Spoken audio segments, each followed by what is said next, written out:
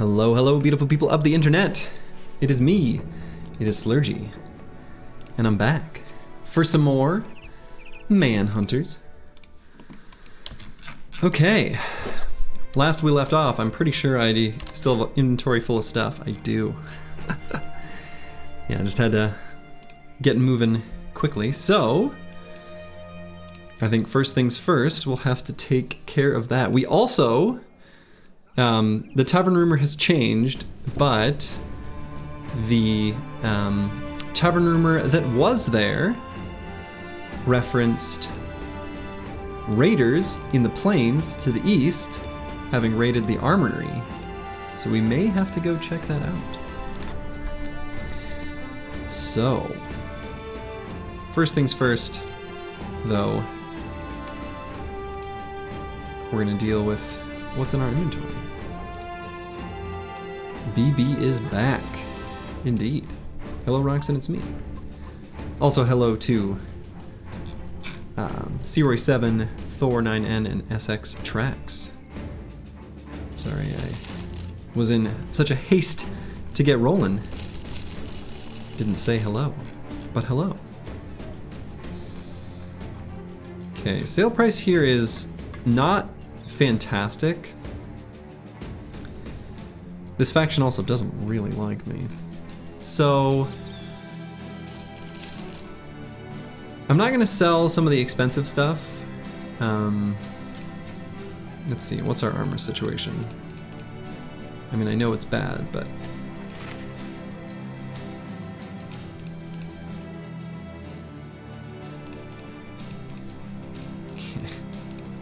It's bad. And are these hats better than this? Yeah, I can equip these hats. Made yourself a drink and got some chips? Sounds lovely. Sounds lovely. The real question is, what kind of chips?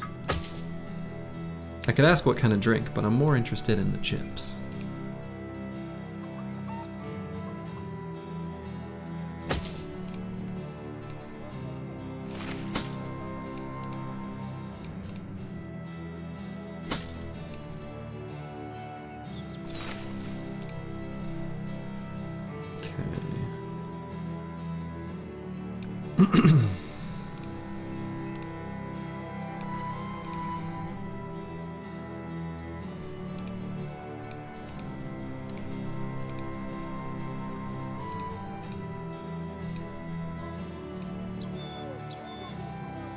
Doritos nacho cheese. Ooh.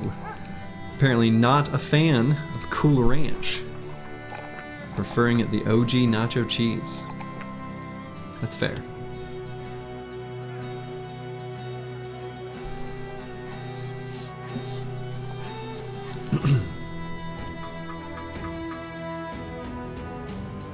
It's broken, probably take dodge. I think we just need to take defensive perks on our non-indebted for a little while. Since they're gonna, you know, do a lot of just whipping. Okay, so I think let's free inventory slots. I'm gonna sell just the super cheap stuff. It's been a hot minute since I've gone through the inventories here. You'll take Cool Ranch if it's there, but you're not gonna go find it. That's fair. I think I have a mild preference for the OG nacho cheese, but every once in a while, I'm keen to have the Cool Ranch as like a, you know, mixing things up kind of situation.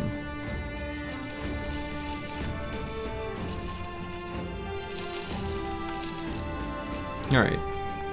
Hell, I might want to clear just a little bit more stuff. If I'm gonna go looking for those briggies.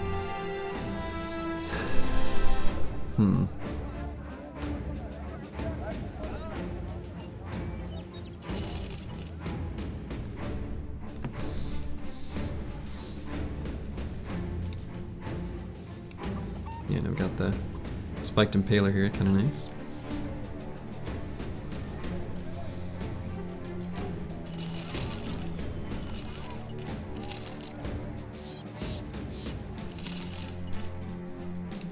Okay, something like this probably will be fine. Okay.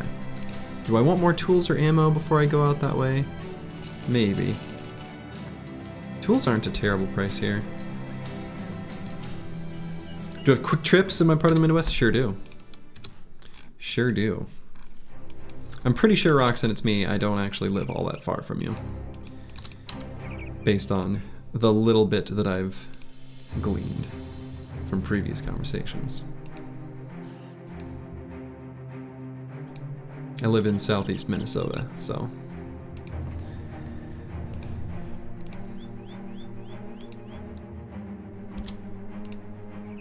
Okay. So we're looking in the plains to the east, where there are raiders who raided an armory. So we're gonna get ourselves a new shiny.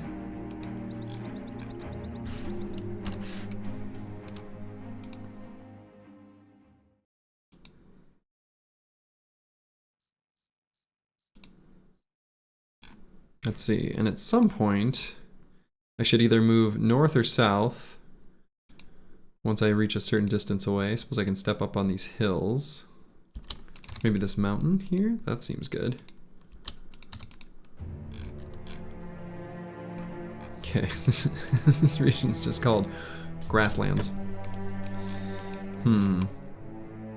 Could be up here, could be down here.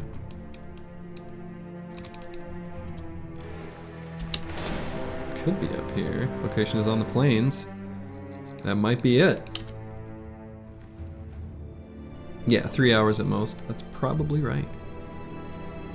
Hey, Bruleza. Any Chads? We've got one really good indebted. Don't let the stars fool you too much, because he only gets to level up to 7. Because he's an indebted. We had one really good bro that we're going to make a fatigue neutral, and I positioned him too aggressively / got unlucky all in one go. And lost him. So not much in the way of Chads. Okay. Actually, hold on, let's check. Might want to equip a kite shield here if I were a bet man, since these are briggies. Seems prudent. Okay.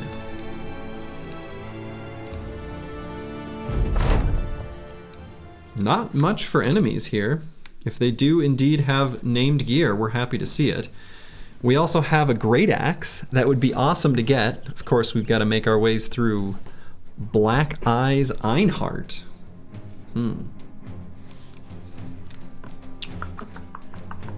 Interesting. He's got a good armor on. We would like to dagger down. Unless he goes to fleeing, though. I have a feeling that one's probably not going to happen.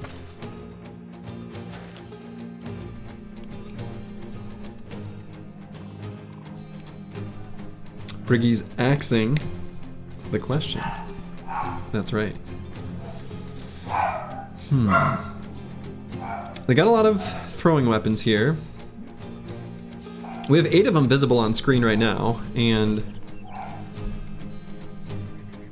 so we know what we're dealing with. Looks like not.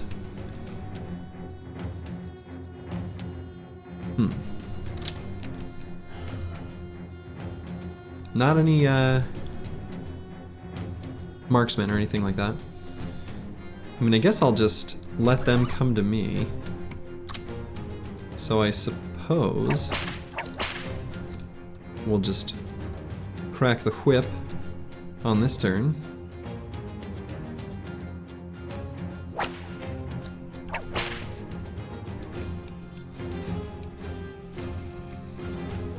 Yeah, 210 and 26 fat armor. It's a pretty good one.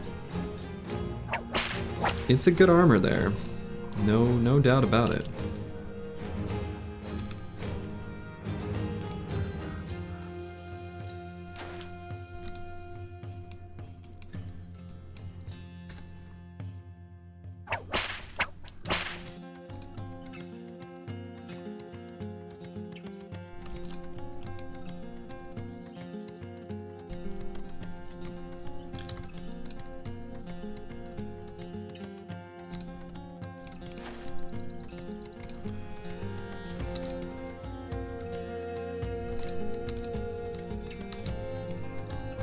Now I could shoot here, but I think I'm gonna put El Luco on the high ground here. Use the whole turn to get there. I think that's fine. Hit chances, I don't know, I guess it's not bad. I suppose I could just put Eagle-a-Dub on this high ground hex.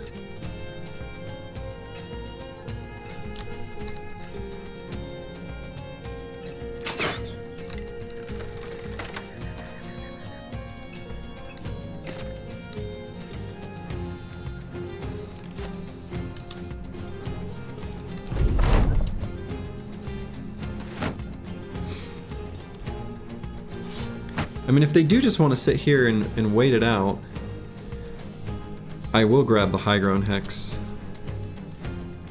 And we'll just... There they come. Okay, okay, okay, okay. There's that Briggy Marksman.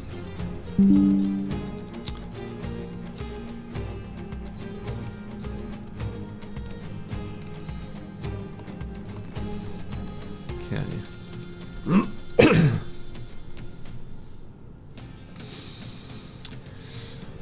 They have so many throwing weapons. I mean, I could bait them out with like Master Maticus and the Terrence Hill. Just have them move up and, or maybe just Master Maticus, since he's got the kite shield. It's probably not bad.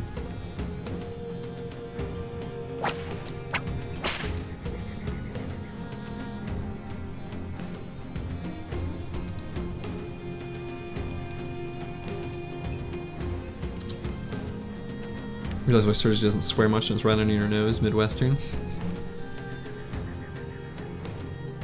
I swear sometimes, I don't know.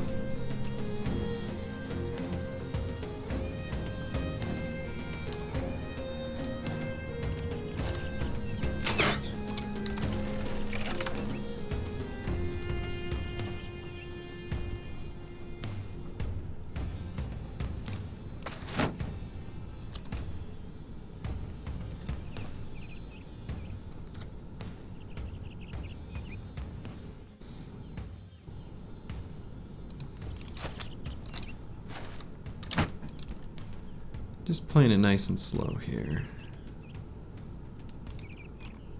Damon1977, thank you for the sub. I appreciate that.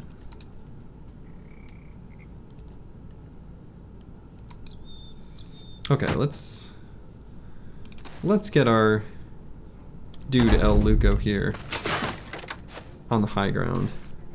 Okay, there they go. Now they're pushing forward. All right. Huh. That's a weird choice to move that guy forward. Huh.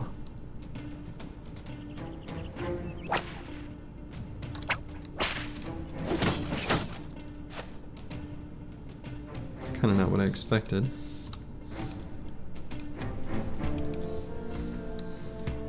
Little Red took a projectile to the face. Crossbow bolt. Not a serious one, but still not what you want to have happen.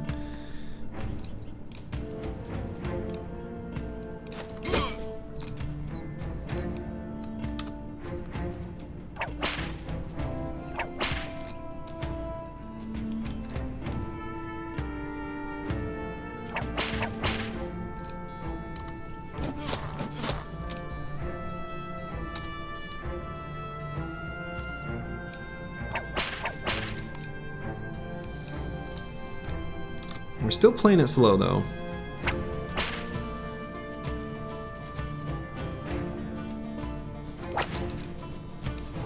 Which I think is going to be what we want. So I'm going to move Little Red, maybe just to up here, so he doesn't get shot at again. Well. And the Terrence Hill, does he have Spear Mastery? He does. And I think Master Maticus does as well, right? Yeah, so they both have Spear Mastery.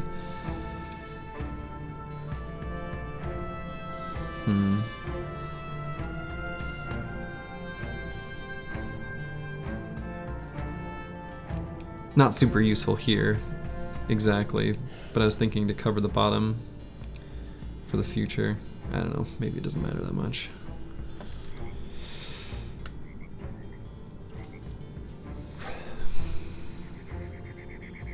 Probably just use the kite shield to eat this barbed jab or whatever it's called.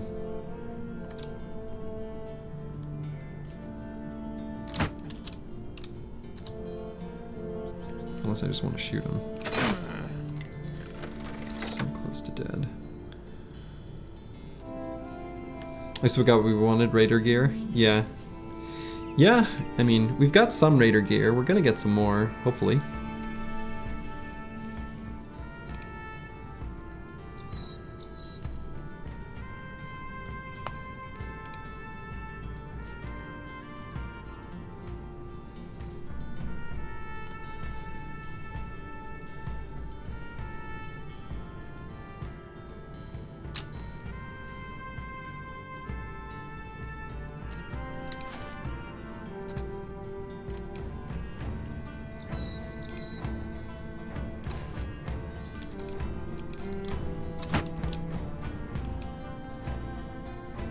Half the emotes are broken? Are they? They look like they show up on my screen. Unless there's something that's happening with like the URL parser that's screwing it up on some clients. What does it look like to you, Choppycat?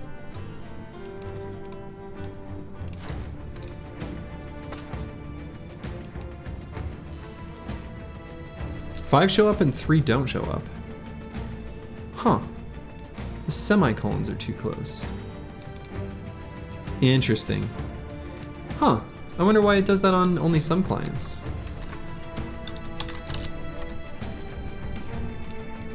I can change it.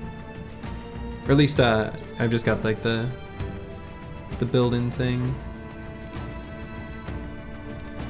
The semicolons are too close. Oh, I probably need a space after them because this probably doesn't parse. I bet I know what happened. I suspect. Does that show up correctly now? I'm curious. I think because it ignores the new line character. Okay, interesting. Okay, I understand what's happening. I just added a space after because it eliminates the new line and okay. I understand, I think, what happened, but it's still kind of weird.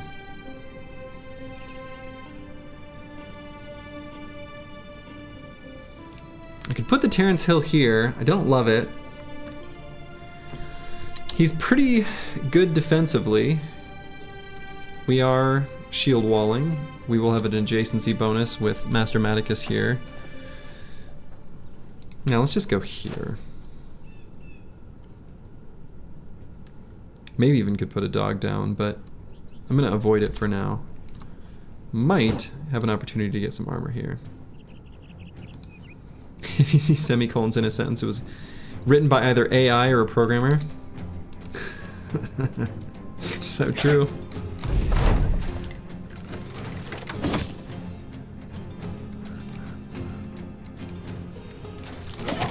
That's the world we live in.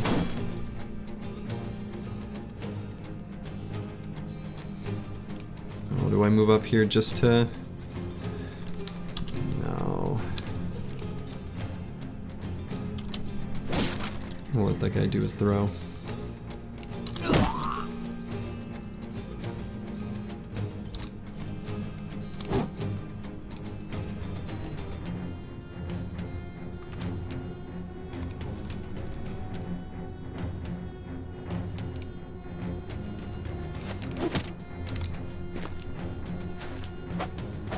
Okay, leader pulled back out his throwing weapons. Kind of funny.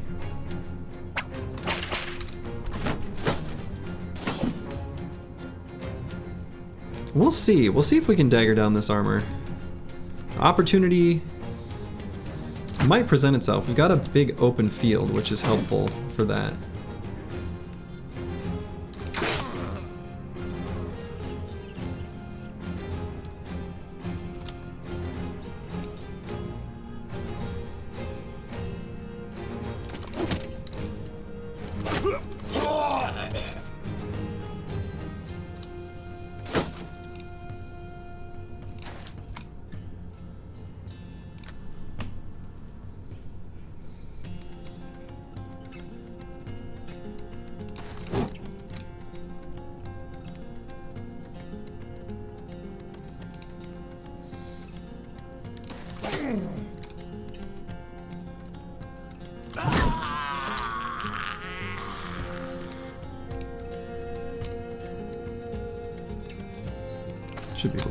good there. I think that's okay.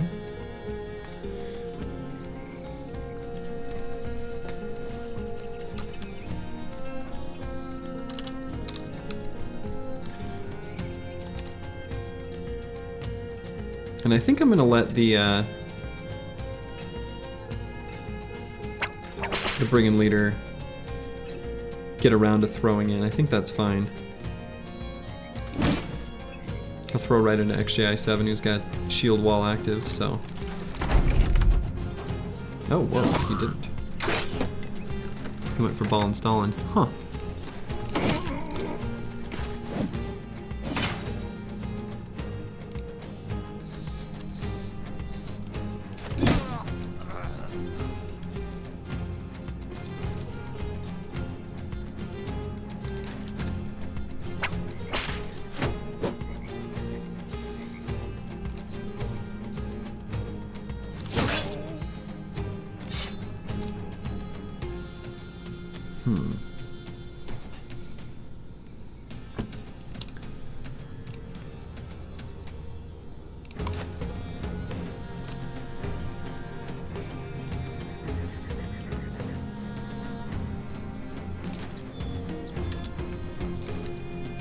Making sure I still had 9.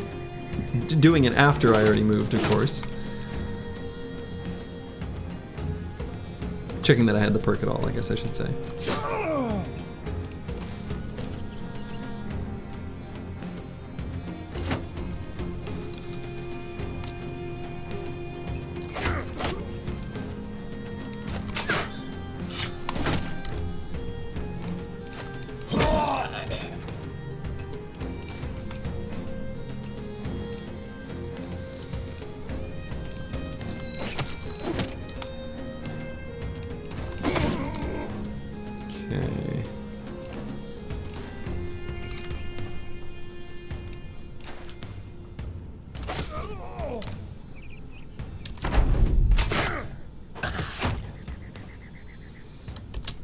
Alright, one more turn down on the leader.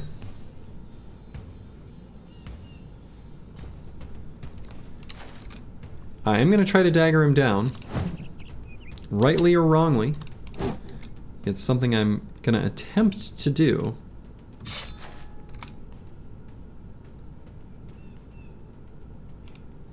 Does the game adjust for the fact they have a group of 16 instead of a group of 12? In some ways, yes.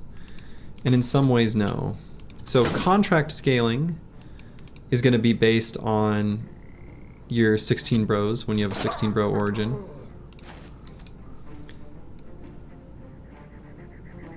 And let's see, what are some other things?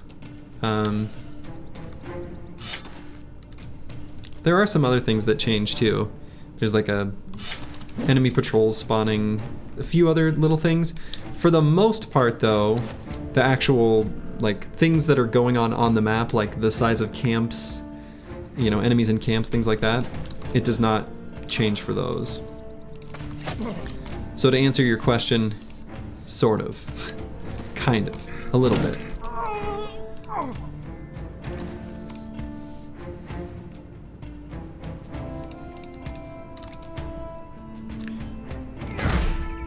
Alright, got the knockout, 2-turn stun. Hopefully that'll be enough time to fully dagger this fool down.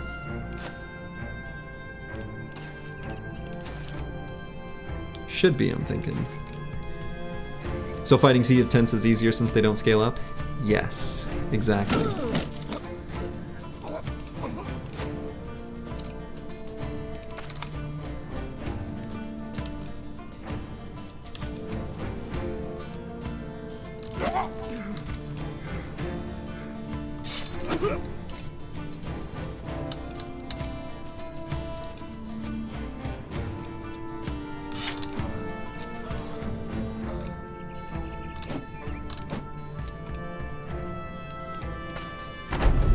Would it be possible to re-enter the list? Big Fuffy.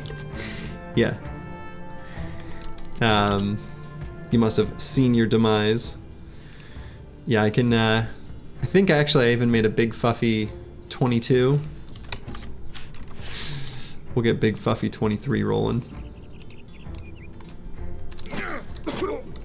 All right. And we're gonna get ourselves a fancy armor. You love to see it.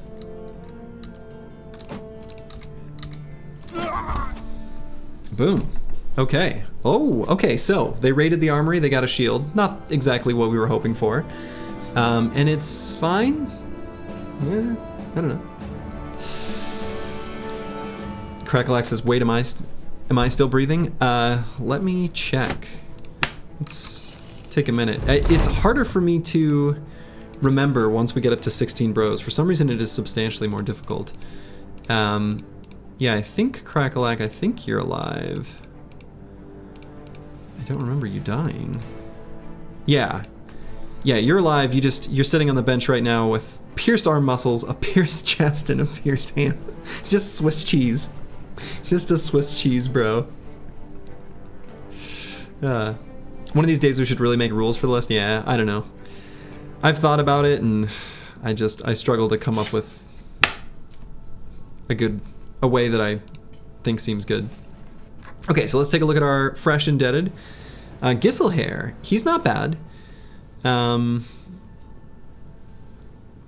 He's not bad.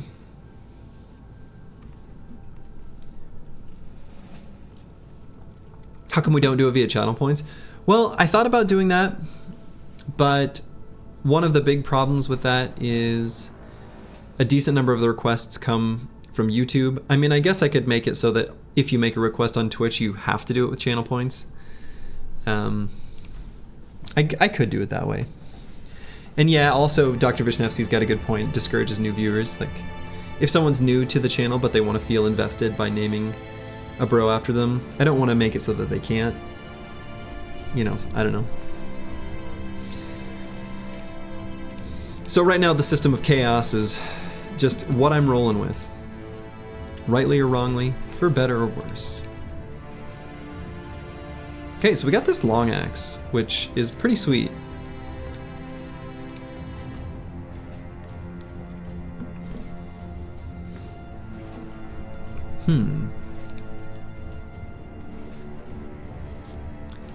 It's a good system of first come, first serve. Yeah, I mean, I think it works. It's good enough.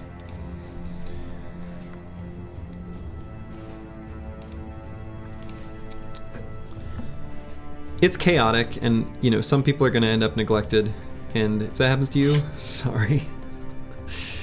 You know, I don't know.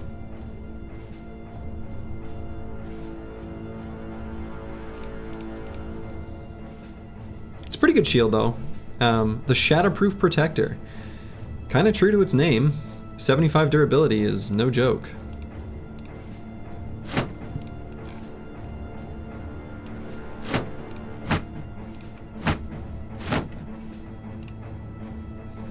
Do I want to do anything with Gisselhair here?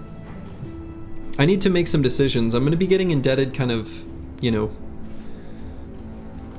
easy come, easy go kind of thing. So some of these indebted that I take on, I can kind of make a flash decision of if I want to keep them or just let them go.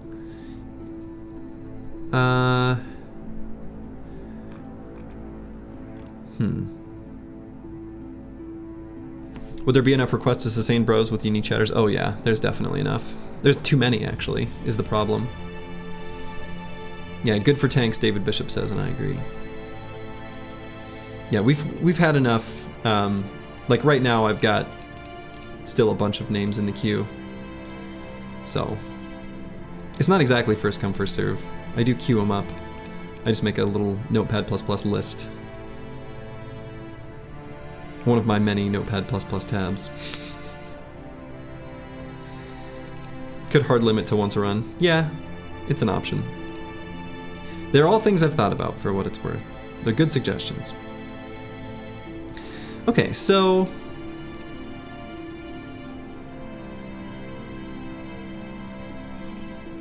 right now we're sitting at where we've got 9 indebted on the battlefield. Must be 10 on the battlefield?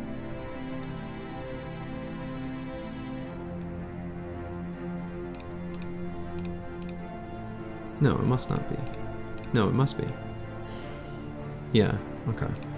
Oh, right, because Werner I pulled out. Who gets the nice armor? Yeah, it's kind of what I'm sorting through right now.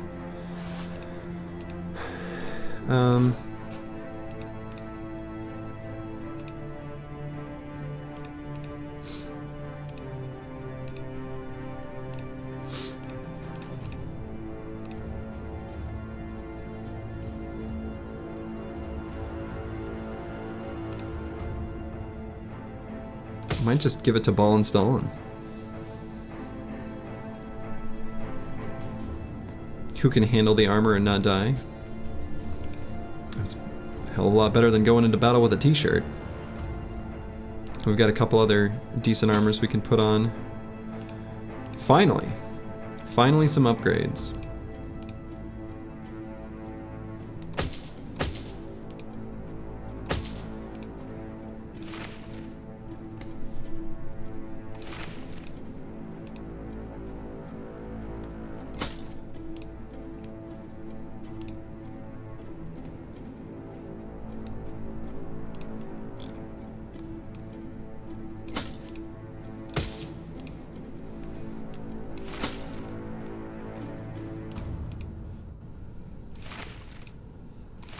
Okay.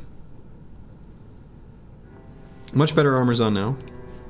Alright, so again, I need to revisit Gisselhair here. I think I'll let him go. I think we can do a little bit better than this. He's not bad, like as far as the indebted stat line goes. You know, max rolling melee skill is pretty excellent. We want one more thrower to have like a backup. Again, I think what I'm gonna do is like 3-ish spears, 3-ish generic frontline other whatever, and then 3-ish throwers. And I want to have at least one backup of each.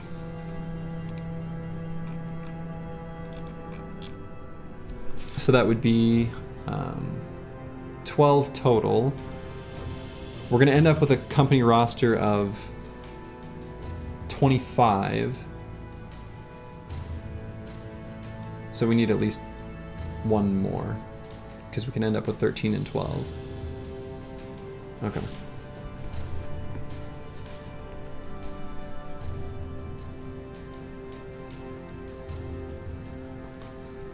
Get 90k channel points at one point. Dang, Dark Paladin. Very nice. I mean, the Battle Brawl I think was an opportunity for people to lose their channel points pretty rapidly. That was really fun though.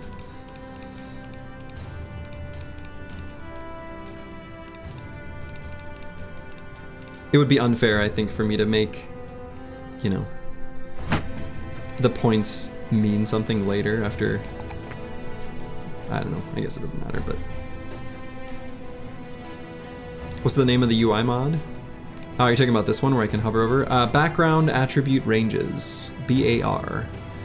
It just shows what is possible for a particular background. Kind of nice.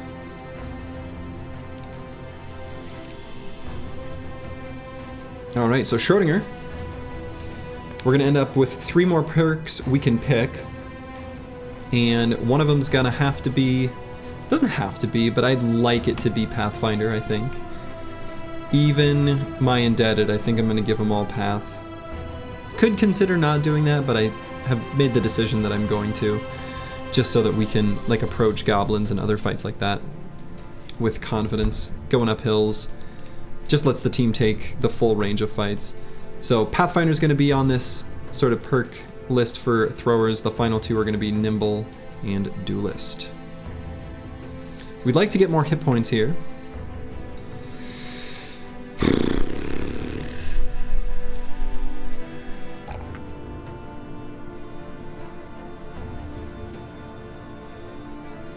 Could also take some range defense. That's kind of the one thing. Basically just errant arrows, stray goblin fire being the kind of potential weak point for him.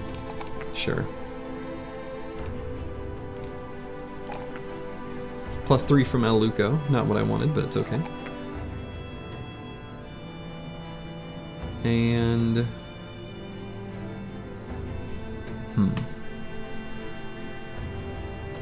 grab a tiny bit more fatigue. Sure.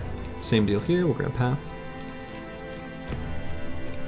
Alright, I can eliminate that note in one of my Notepad++ tabs of the famed armor. Okay, so we got that.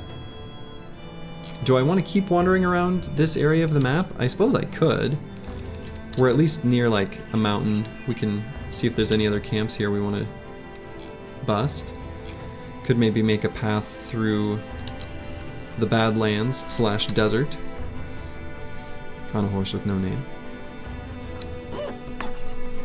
Stars are mostly meaningless on Indebted. Yeah, they don't matter nearly as much. You get fewer levels for them to matter, right? Instead of being like on average 5 of a stat once the bro's fully leveled, they're closer to like 3.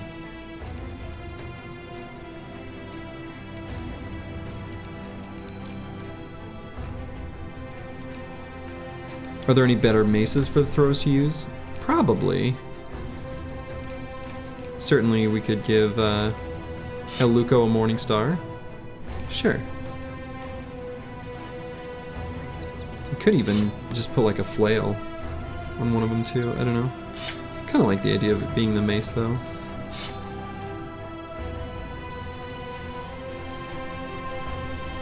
You never know when you want to stun something. Good call, Crackalack. Yeah, no, that's a good improvement.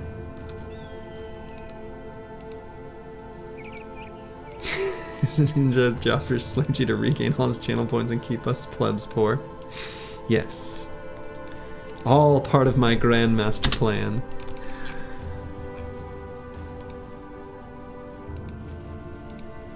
You know, my new cryptocurrency, Slurgy coin, but you can redeem it via Twitch channel points. Oh my god. Sounds like the biggest scam that I'm sure someone's actually done. Heap of bones. Some ancient legionaries and a few ancient honor guards. That is a really tempting fight to take.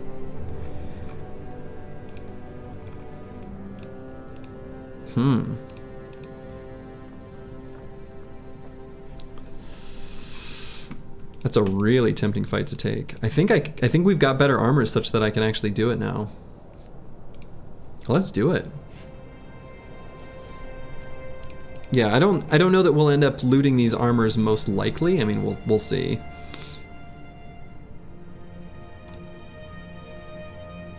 All right, so we'll swap the spear's weaponry. Actually, give them the Morning Stars, I think. Give them the Morning Stars so they can stun, as the situations call for it. Crackalack fixed most of his injuries, still has the pierced hand.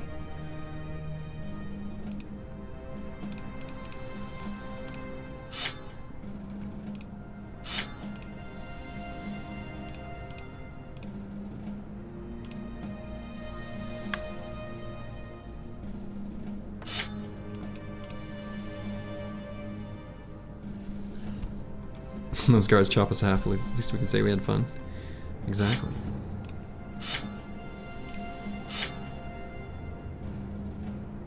We have throwing spear and axe. Why no throwing Morning Star? Asking the big important questions.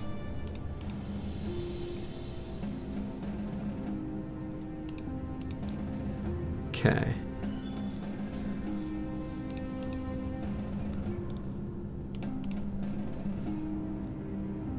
Might actually bring Werner in, just so he can crack the whip. I think that's all we need from him, but we need one more. Non-indebted, I think. Yeah. I think I can do this fight. I mean, the numbers are small at least, right? Just some. It's probably the maximum amount of some, and probably the maximum amount of few. So I suspect we'll have like 11 enemy combatants here, but should still be okay.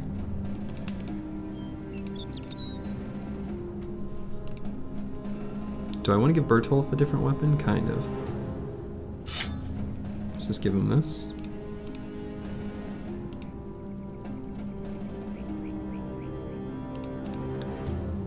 These guys with the hooked blades, a lot of the time are just going to be whipping, so don't need to care about their weapon all that much, to be honest. Okay. Alright. Berserk Chain will crack them, yeah. Okay, actually, numbers are not bad. So we're going to scoot and shoot, but with a twist, I guess. We'll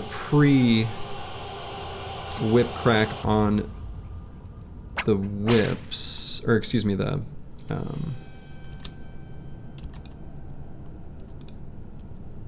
throwers.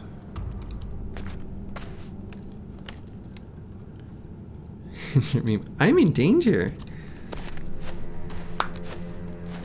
No, I think we're okay. So back up and to the left, 2 hexes. Oh. Oh my god, an injured kneecap? Why are there injured kneecaps constantly on this team? Well, I guess El Luco's going 1 hex? Is that a problem? I guess it's fine. We'll see. I might be able to back up just 1 hex.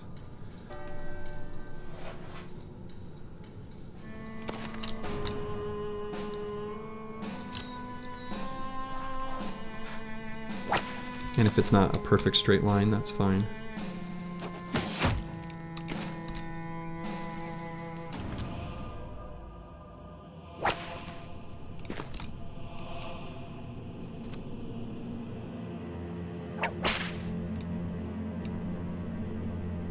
Could even on someone like Mortimer Drock whip twice. Right? Given where he's positioned, I think that's okay.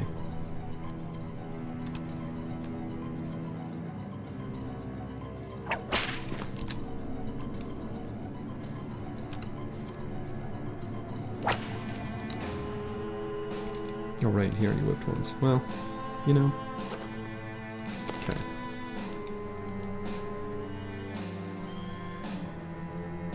Yeah, I think this will work. These guys are all whip 2 candy. Okay.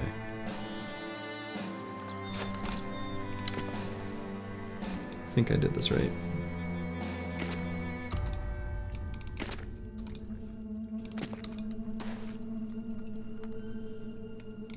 Oh yeah, he waited, I suppose. I didn't even look. Instead of ending turn, he waited.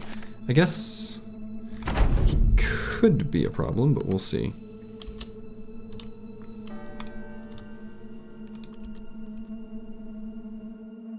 We're just gonna wait across the board and let them go. Hopefully they'll run up and make melee contact. Excellent.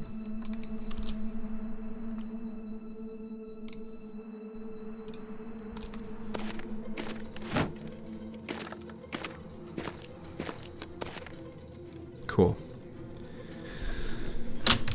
No!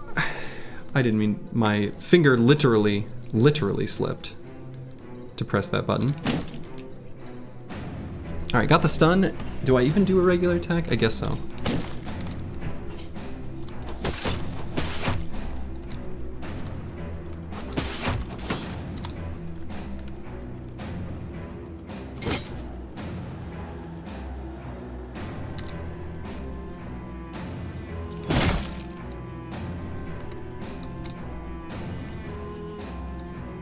Probably... Do I put a dog down? Maybe not. Maybe Warner goes to there. Or does he? Maybe he does. Maybe he doesn't. Probably doesn't.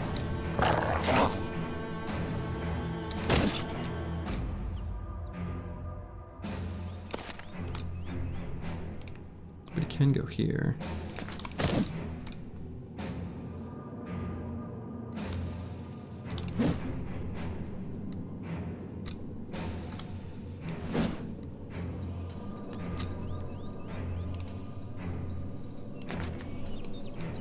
Remember he's injured? Yeah. Yeah, we got a few of them injuries.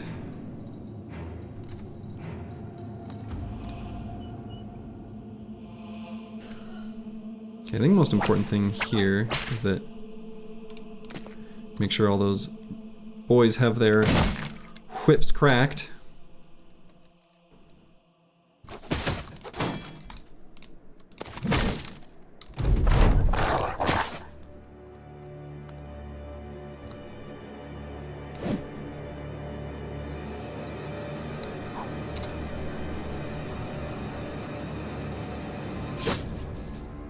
Dang, don't hit him in the head.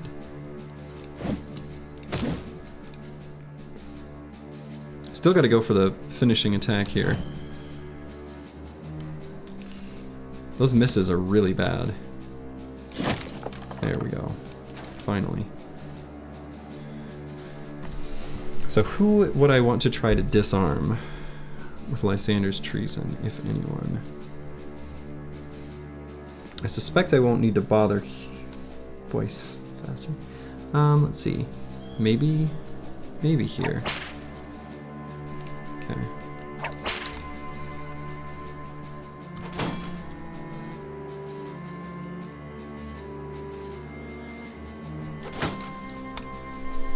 Do you just throw modern hooks zip in the probably? Whatever it says its requirements are. I don't remember. You might need modern hooks for it, yeah.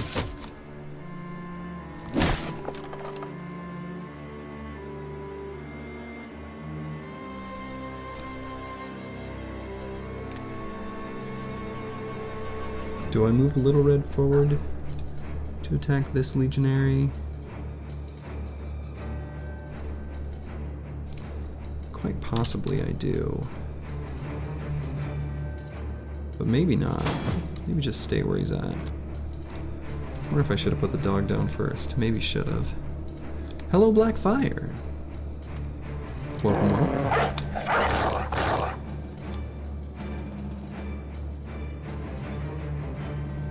This feels like such an overkill attack here.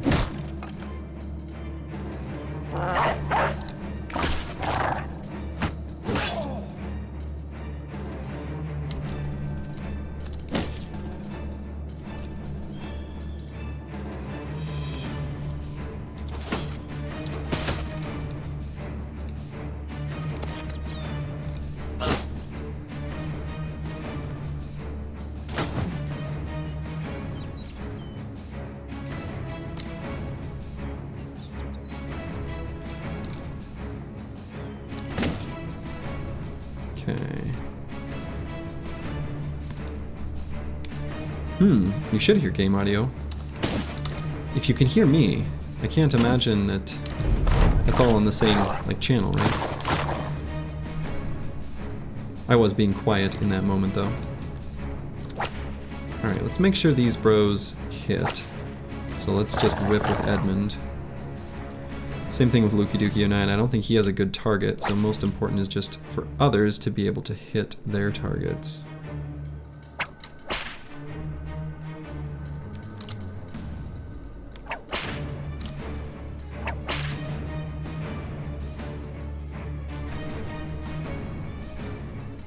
So maybe Werner just pushes that guy so that we can open that spot for someone else. Hopefully we get this hit here. Didn't.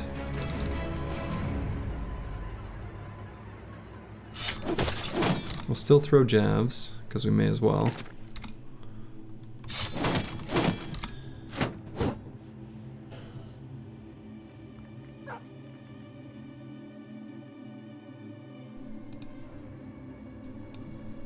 Yeah, been having audio issues on Zoom, so you're fucking with all the audio knobs. I know how that goes. I know that feeling. I know that life.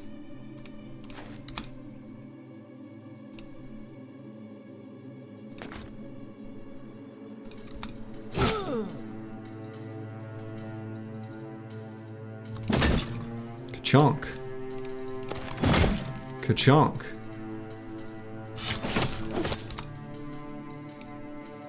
Okay, let's get the Terrence Hill up here to stun.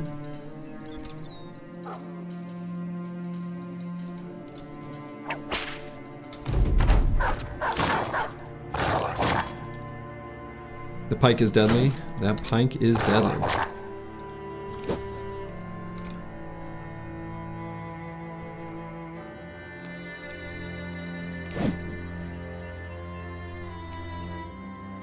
pretty bad rolls this combat. We outnumber him so dramatically that it's not a huge deal,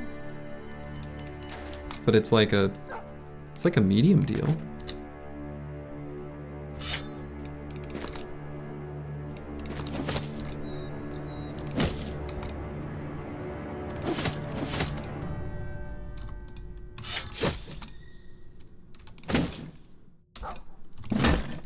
Okay.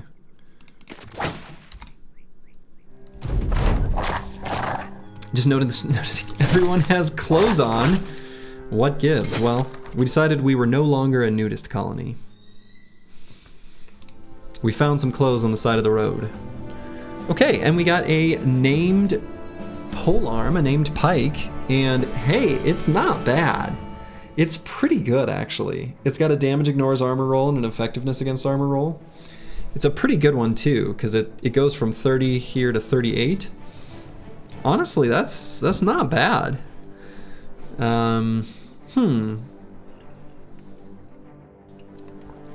We also found some heraldic shoulder plates.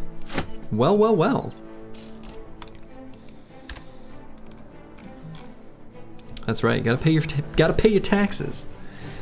Yeah, very nice. The grizzly pike. Very nice.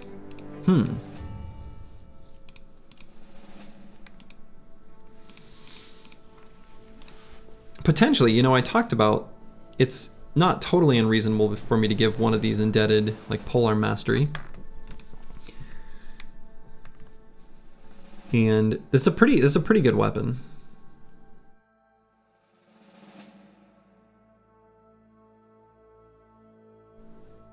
Can you take that too? And I think I'll go ahead and throw the heraldic shoulder plates here on Tostig the Marauder's Splendor.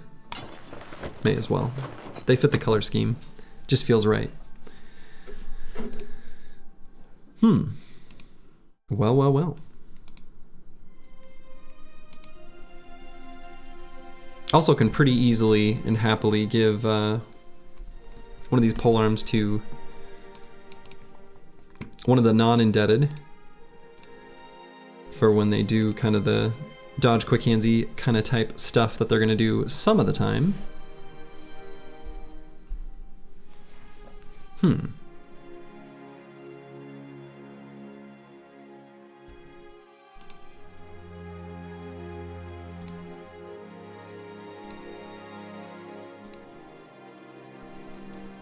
Sometimes we're humans too, even though we really aren't. I mean, we've got our resident cripple here. A bro whose sole purpose is to crack the whip. Can we give the bro something better than a mallet? The mallet's a surprisingly good weapon, actually. Better than it looks. It looks like a silly whack-a-mole weapon, but it actually does pretty okay. 180 helmets here, too. The facial expression on this helmet looks like a, I don't know, a Pinterest fail or something. Looks like a tiny baby face and a big man. I don't know, something about this helmet is very funny to me. Anyway.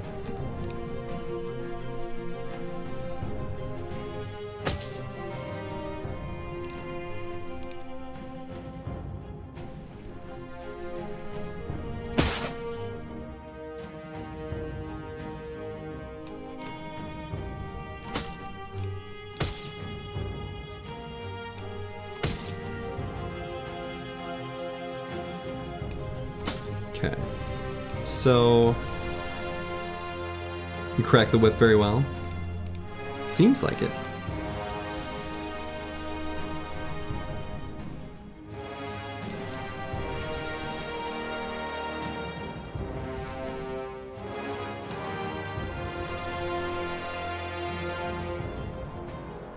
Let's give this to Little Red, and Little Red, maybe I give a little quick hands. I don't know.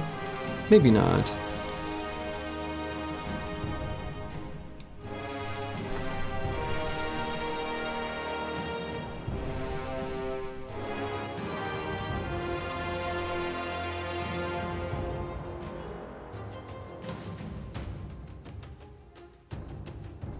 Just grab student. We're gonna need it in the end on all these indebted anyway.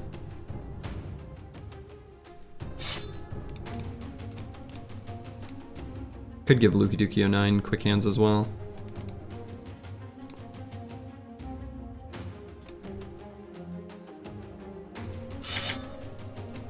Alright, let's give it to Bertolf.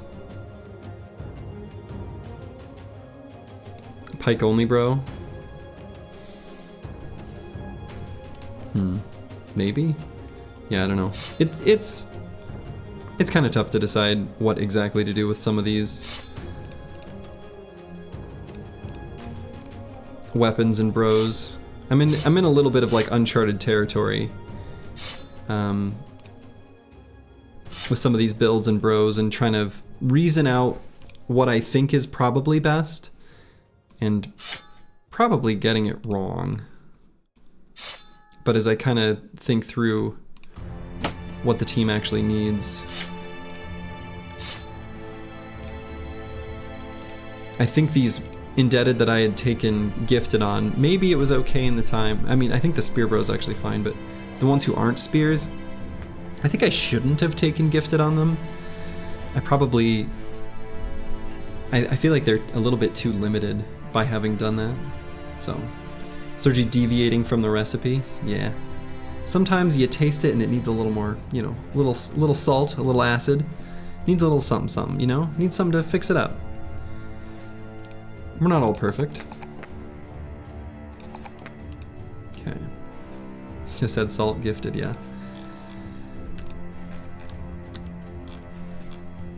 Well, that was really nice. I guess we could make our way back down to Caravan, where this whole adventure all started. Head through the desert. Was originally gonna head back to Wolfenburg, but why? We don't need to. Yeah, gifted is always good. I mean, I think the thing is with the indebted builds where I only get 6 perks to pick from, it just feels like it really cuts into the perks that give them like strategic options on the battlefield. So that's my reluctance. Let's trace these footsteps. Let's find where they're coming from. Or we'll just find these vanishing stones. This also could potentially be Ancient Dead. Ancient Dead or Nomads. Hey, Crackalack's back. Got over his injuries.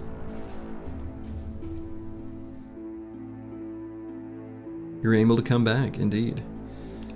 So...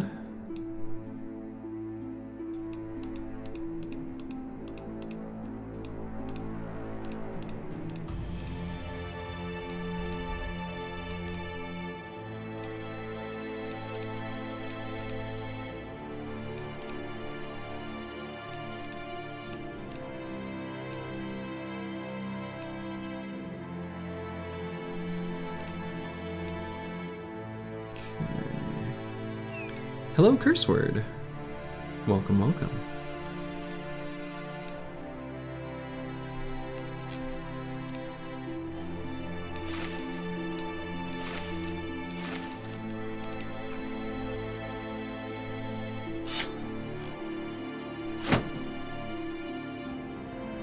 Actually, maybe I'll just go with a tower shield, something a bit more generic than just a kite shield or a Darga.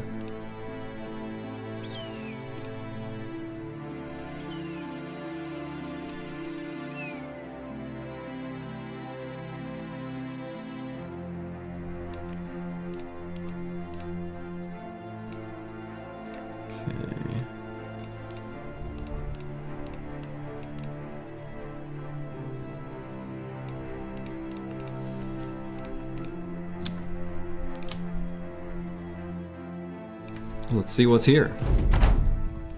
Some nomads. Hey, look at that, another leader with an armor we can dagger down. You love to see it. And they're gonna be approaching me because they have no ranged weaponry at all. Great. I say that's great. So let's crack the whip so that the bros can mobilize.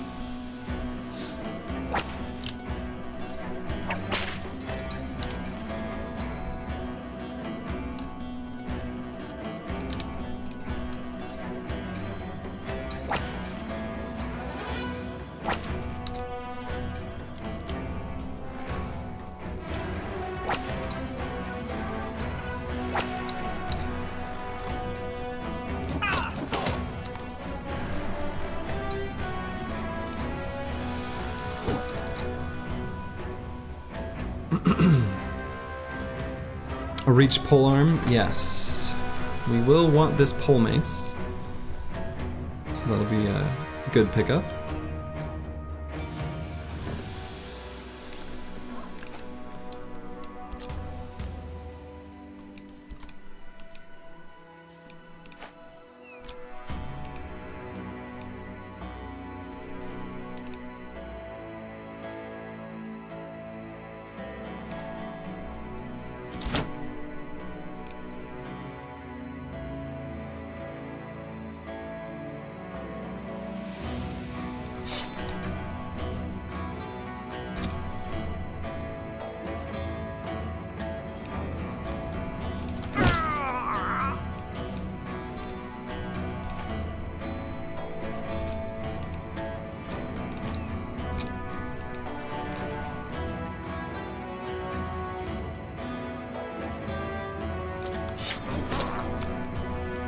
Yeah, Luco still dealing with that broken kneecap.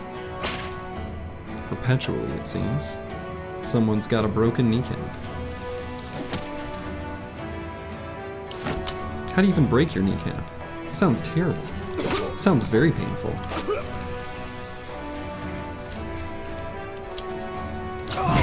Ka-chonk.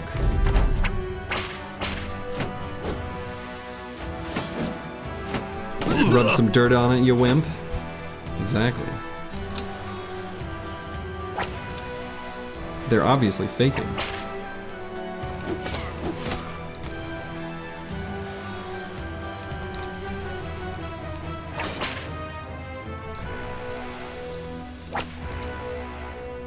Corvus Korak, hello, hello.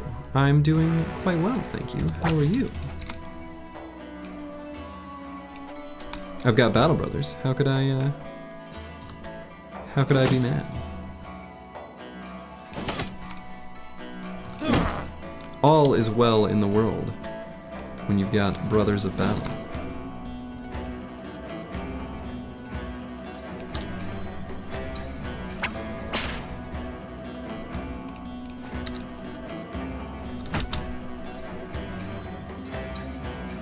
Is that the highest tier Nomad sword? It is.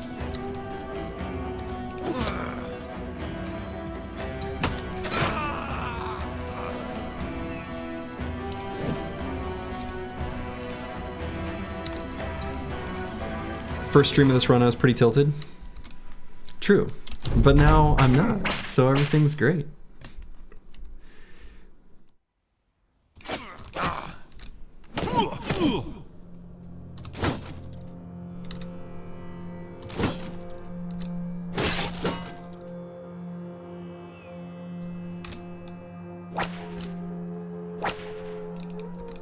How was my vacation? It was very nice. Up until the end, where I mentioned it previously, but I had a little, I don't know, something, some sort of GI something that was incredibly unpleasant. Up until then, it was great.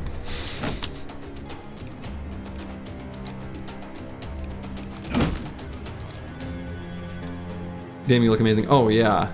Yeah, you were by, like, yes. Corvus Korak. Yes.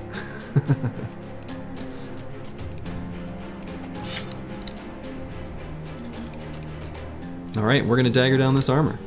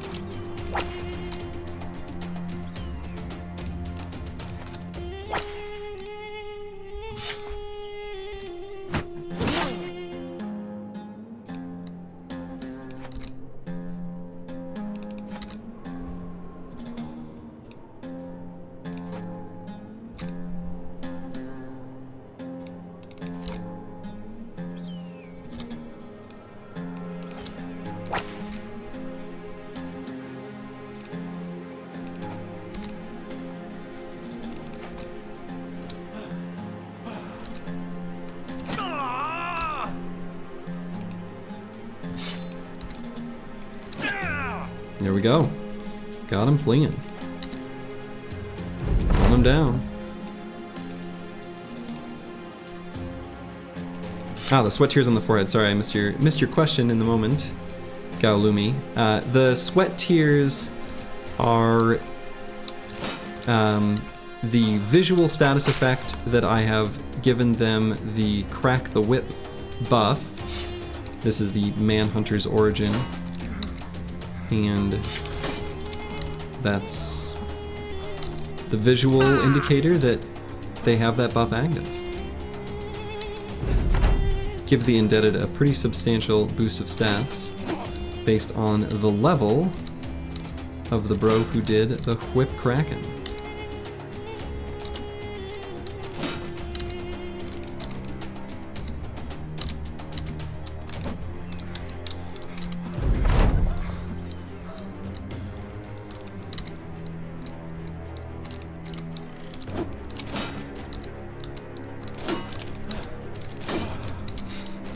Suddenly I can't hit him.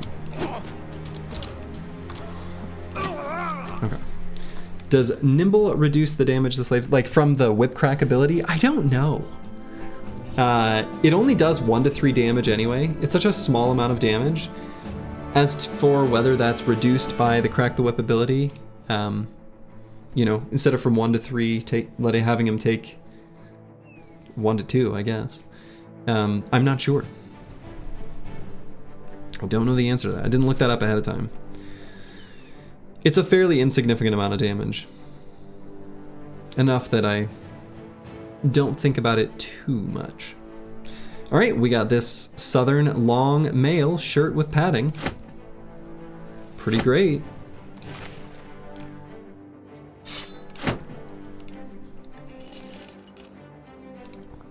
Got a min-max somehow? I mean, true. I am a sweaty tryhard after all. I admit it.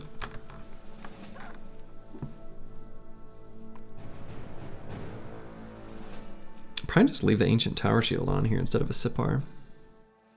Fairly insignificant damage. Excellent foreshadowing, Slurgy. Yeah. Well, Rock said it's me asked yesterday. He's like, now hypothetically, could you do enough damage to kill your own bro? To which I said, of course, yeah, I don't see why not.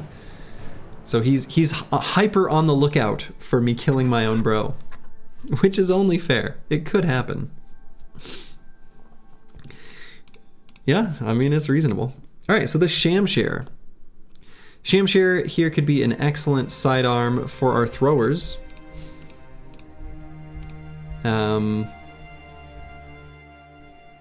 Instead of the mace, sure.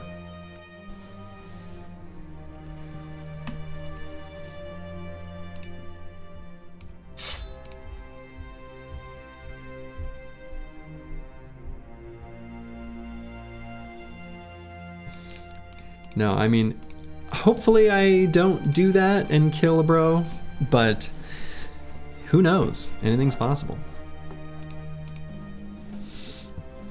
All right, so we got another armor. Pretty good one. Go ahead and throw that on a bro. You're standing on the front. I should just to see if it's possible. I don't see why it wouldn't be. I really don't.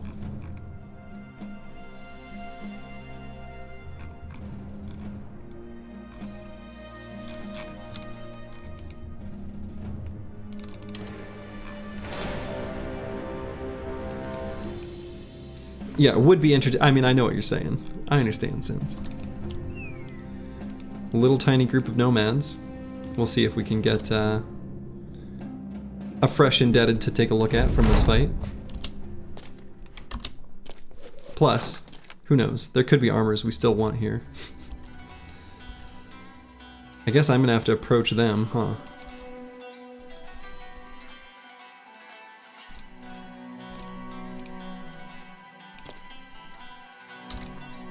Okay, we got the plated nomad mail here on this outlaw. The other ones I don't care about what they have equipped at all. So we'll see if we can get that.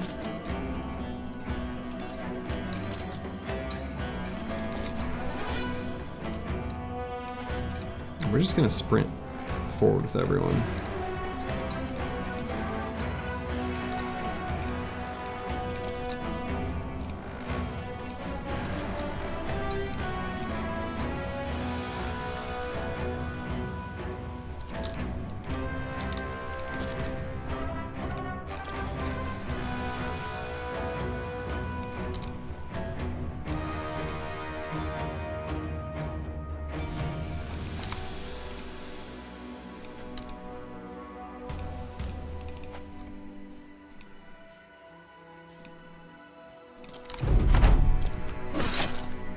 Rude.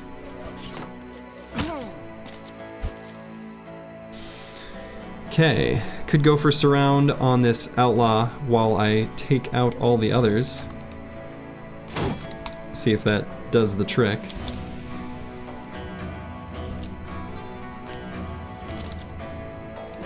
And go for a disarm on him too.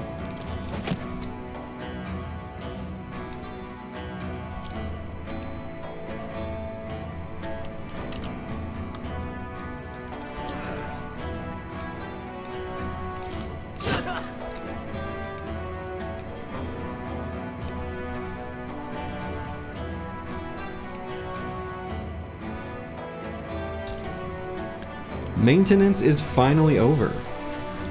I assume this is server maintenance, being the maintenance of the hour.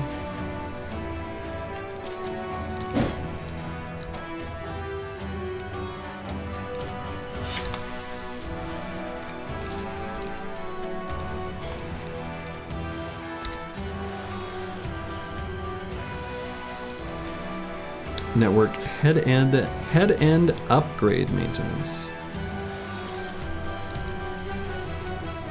I don't know what head end upgrade means, but I'm glad it's over.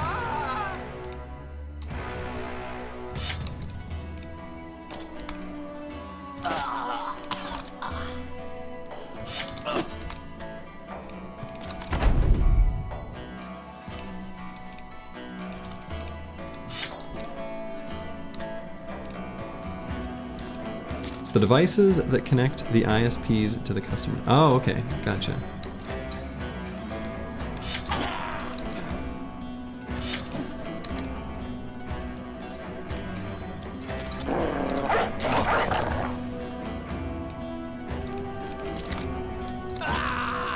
All right, so we got that armor. The plated nomad mail. For some reason, that's a hard one to say. Oops. To release a dog, not sound the alarm, but okay.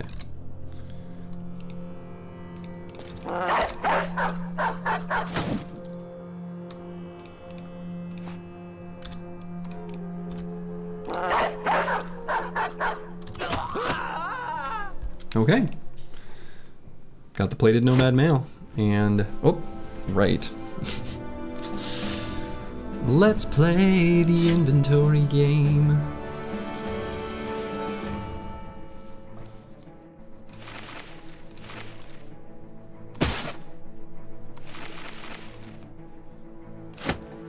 Okay, we'll do like that. Let's take this bro to the Gilder. See if he wants to get his salvation. He's kind of interesting. Huge, huh?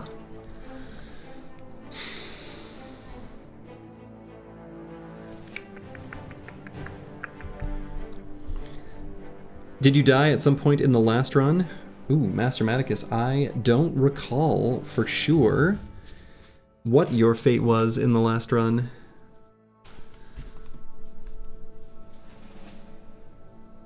Let's see, Barkud the Enslaved.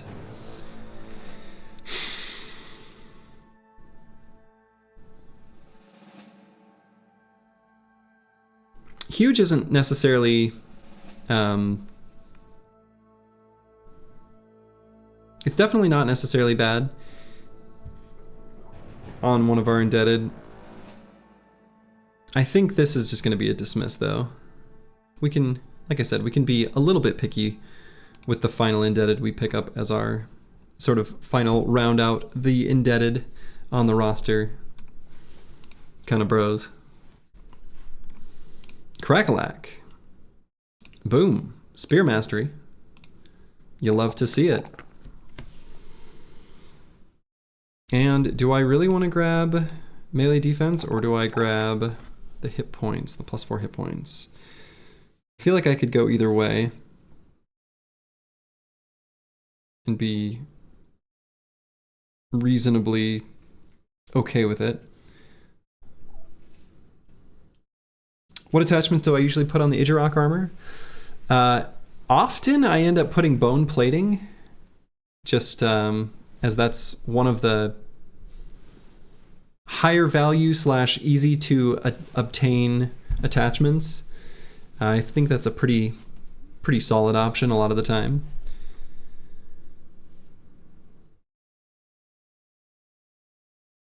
Additional fur padding, if you've got it, is totally fine, but maybe slightly lower value on Idjarok armor relative to others, since you do heal up any little bits of hit point damage that sneak through your armor. So, yeah. I mean, Lindworm Scale Cloak would be fine, but then you gotta fight Lindworms. Honestly, just bone plating is a pretty good choice. Or even, you know, if the bro has dodge, Hyena Pelt, Direwolf Pelt.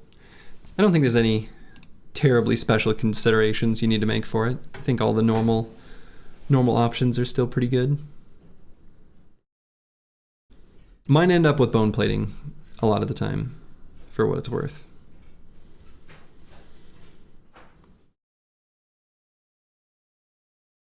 Yeah, we'll go melee defense. Yeah, it's one of those armors that if you've got additional fur padding, you may as well put it on something else. It's kind of the way I look at it.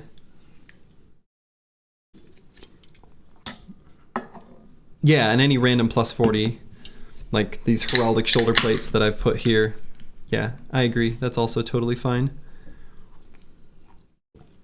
If the bro is spamming Indom, then one of these +40 type attachments is a pretty good option if you don't have access to Lindworm Scale Cloak. Okay.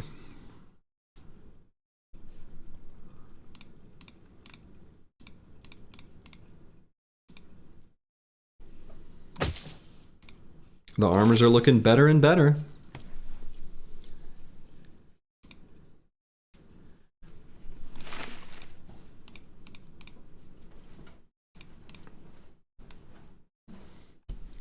Dog just snuck on the chair behind me. You're welcome, the real Morph Dusseldorf. Is the Famed Pike good? Yeah, actually. It's got a damage ignores armor and effectiveness against armor roll. Effectiveness against armor is kind of not what you really are looking for in a pike. So that one's kind of meh, kind of whatever, although it's actually a decent one. What is a pike normally? Yeah, 100. So it's a high roll on it, but the one I care most about is the damage ignores armor, up to 38%. That one's pretty good. So, making Manhunters look really strong is because Manhunters is really strong. It's like Peasant Militia, but the bros come for free. It's pretty good.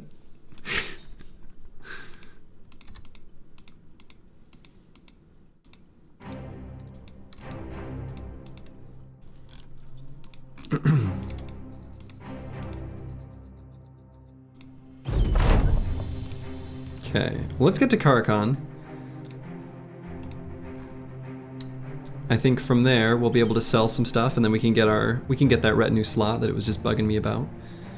We're not going to be able to get the scout yet, but we can get the lookout, because of course we haven't been able to find a sufficient number of beast fights. Because why would we? Yeah, super strong origin. Honestly, I think low-key may be the strongest in the whole game. Like, it might actually be the easiest and most powerful origin. Like, actually. Escort caravan to Arizona. Nah. We'll travel our own way. Okay, so let's sell stuff.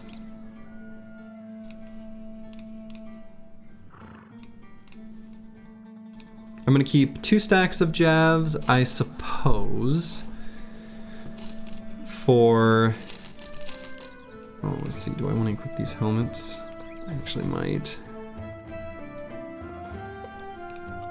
Should probably just replace these ones.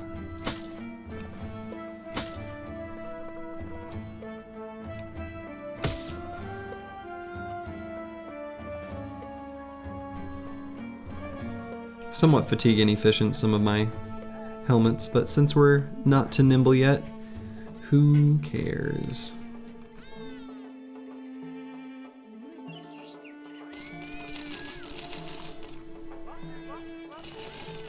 Okay. Do I want to carry the scimitars? No, probably not. Probably don't care about the scimitar.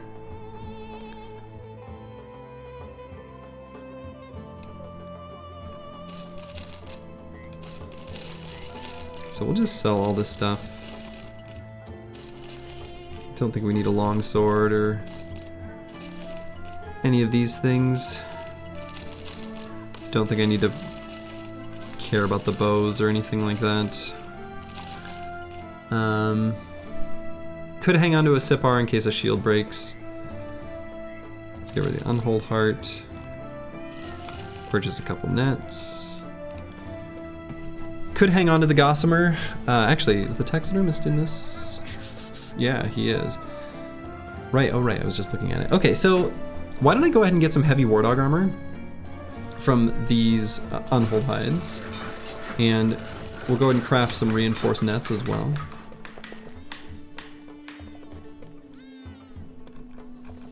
Yeah, the game throwing a recruit at you every fight seems really strong. Lack of levels on Indebted doesn't really matter because you get enough of them to still steamroll. Yeah, exactly. And honestly, you can make a, like, considering with Student, you can still hit the bottom row of perks. Like, if you've got a thrower that you can still get, like, something that they don't die, something where they can reposition, something where they can keep swapping out ammo, something that makes them do a bunch of damage, something that helps them not die, and another thing that helps them do a bunch of damage, they got all the perks they need, right? 6 perks is enough for a fully functional thrower. And considering they can get the stat boost from another bro doing the crack the whip, you've just got a damage nozzle that's totally fully capable of end game damage at level 7.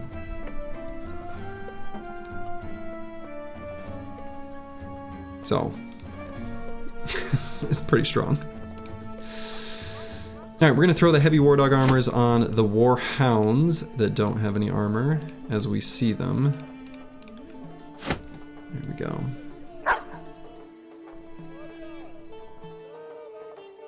Yeah, you lose Zerk Frenzy, but who cares? Exactly.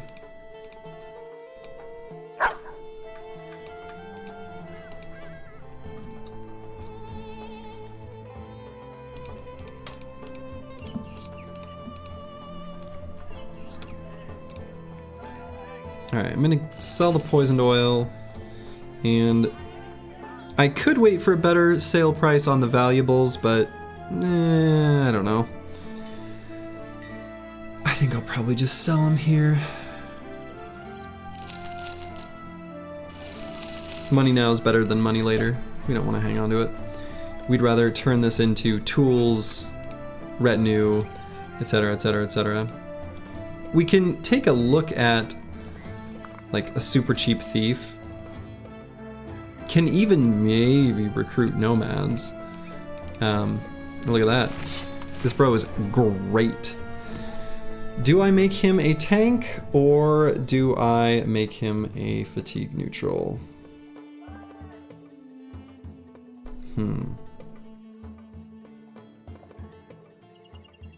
15, that's a pretty dang high number. He's gonna have really low fatigue. So I think I'll probably just do fatigue neutral with an accuracy weapon. Flail or greatsword, something like that. Or just end up with, you know, patching it with backstabber. I think I'll probably make this bro Well, we can be flexible. Throw your name into the pile, consider it done, Dark Paladin.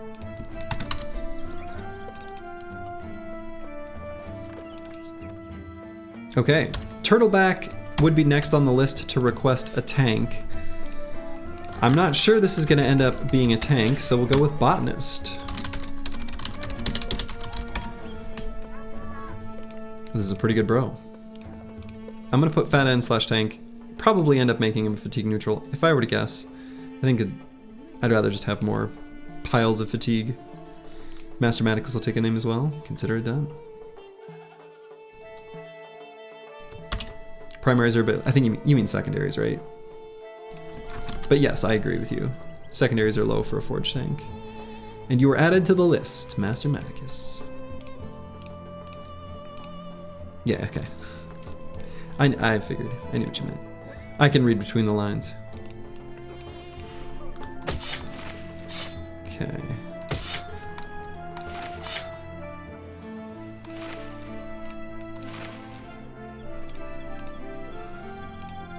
Let's see, how many indebted do I have on the field right now? So I've got, I'm gonna pull one of them for the moment.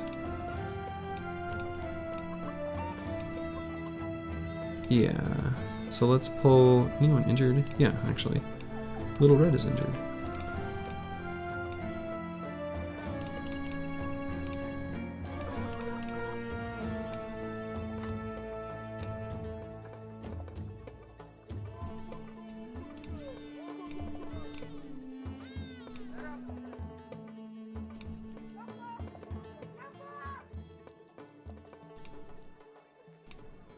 Okay.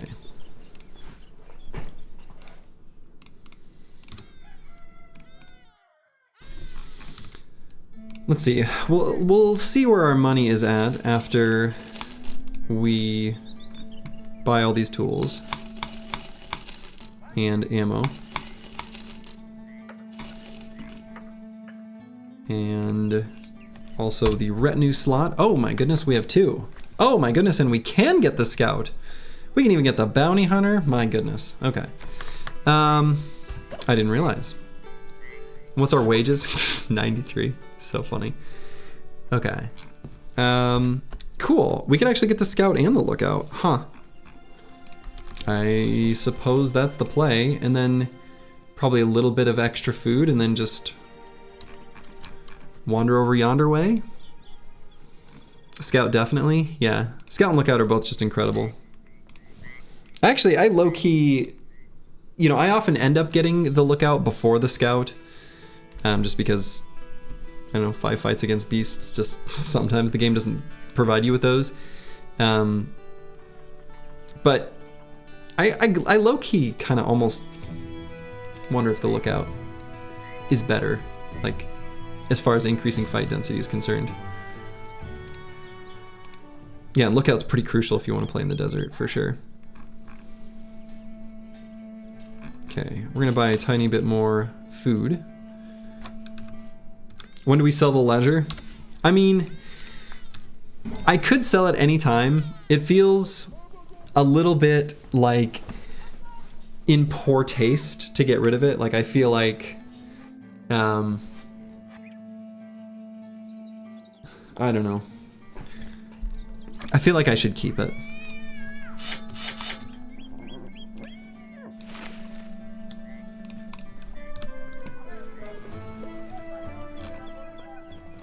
I feel like it's the right thing to do.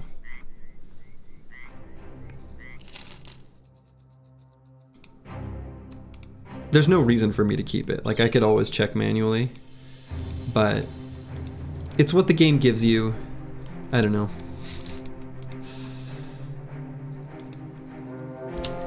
Well, well, well. Look at that. Some cutthroats, many outlaws, some archers, and a leader. So suddenly this is a really big group of nomads.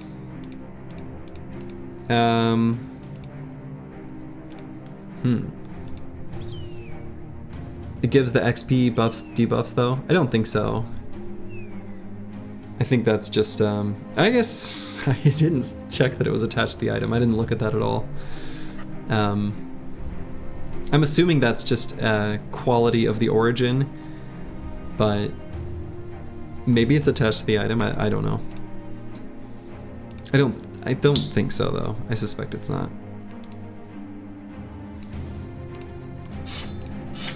Okay.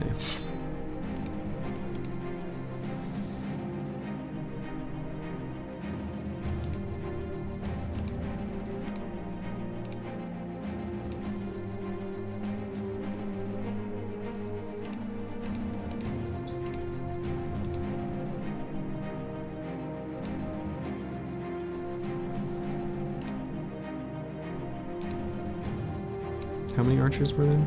Some. It's about to be nighttime, so I suppose I would do this fight at night.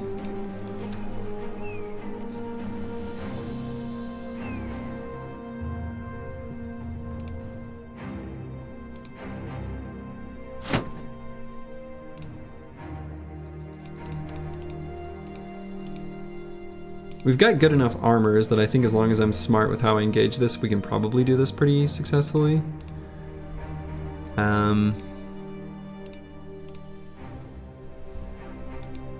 Did you get the Nomad Leader armor? No, this is just a regular plated Nomad mail.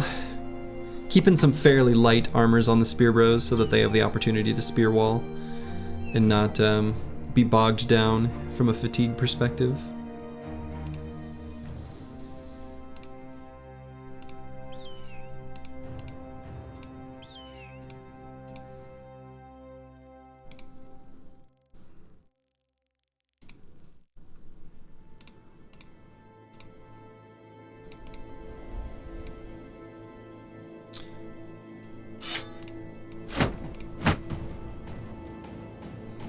Actually, I'm gonna have Lukaduki 09 start out holding.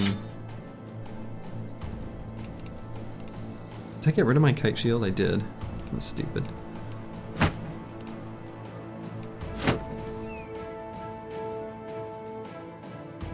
It looks similar on the bro icon. Yeah, that's fair.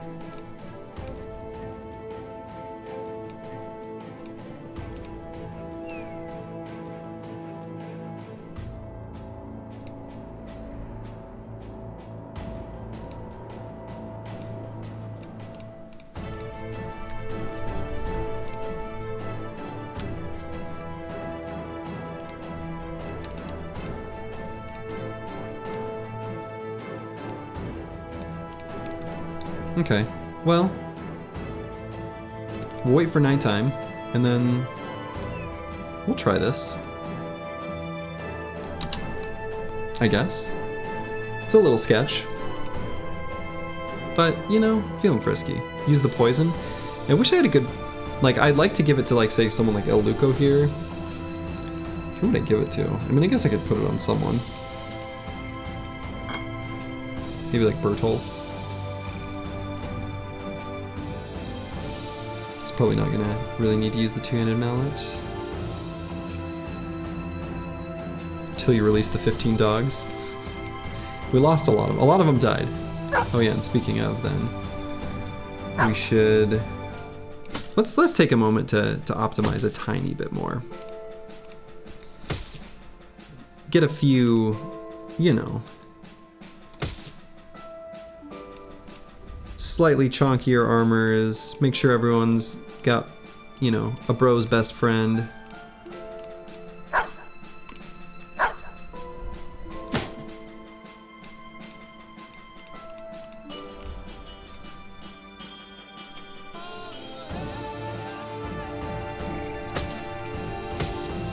Let's make sure we got decent armors on our throwers and especially El Luco here.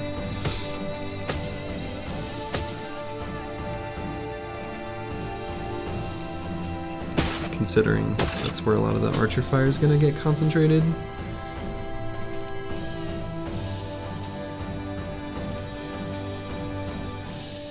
Might put Master Maticus here. We'll do these three bros can spear wall together. I think this one had, yeah, range defense roll.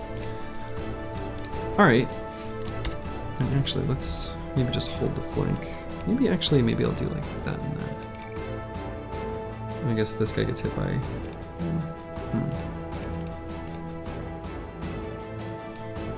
No banner? He's got... Luki Duki's got the banner. We're just gonna start, because he's got the Rally the Troops perk, and the way I'm positioning these bros, that's where the archers are gonna fire. And I think I'd feel a little bit safer with him starting with an Adarga out.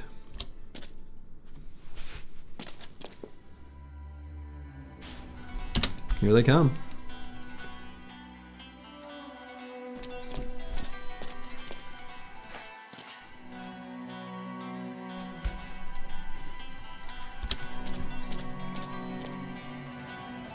Hey, look at that, fighting spear. Okay, so I think we can hold off the top flank quite a long time with a little crack the whip. So Bertolf here I think is just gonna attack and back up. I have him attack this cutthroat. Could one-shot kill him. But didn't. But he thought about it.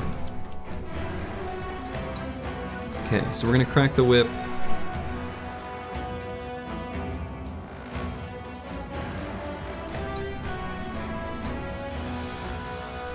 So we see 12 of them. I kind of wonder where the others are, but do want to get some of the attacks in the first half of the round, or at least the whipping done then. Kind of some of the things where I'm moving out of the way as well. Making space.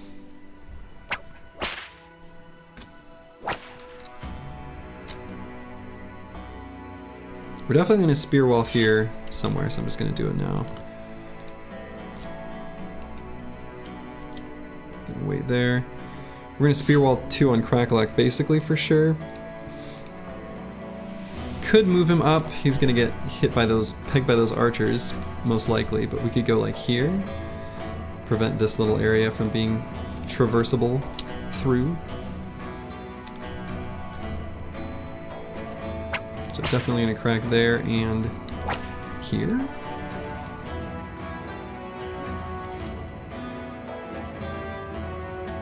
Well, we don't have a bill hook, Crackalack. We do have hooked blades, but those are a much less effective weapon.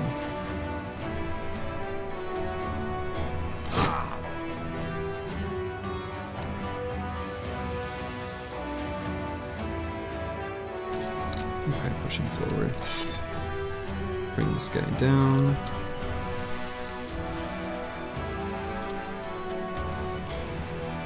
Ball and Stalin. Could move him here. Could just swap to the Jagged Pike. Chonk right there. Rotate the Terrence Hill up. We'll tuck Botanist in. We'll see if we need to do that. That's what you meant? Okay. Sorry, I figured that's what you meant. I didn't mean to be pedantic, just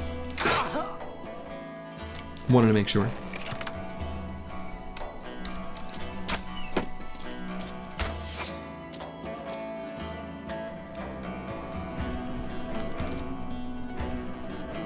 Okay. Definitely gonna crack whip there and there. So then we'll see what we need Ball and Stalin to do. Not much.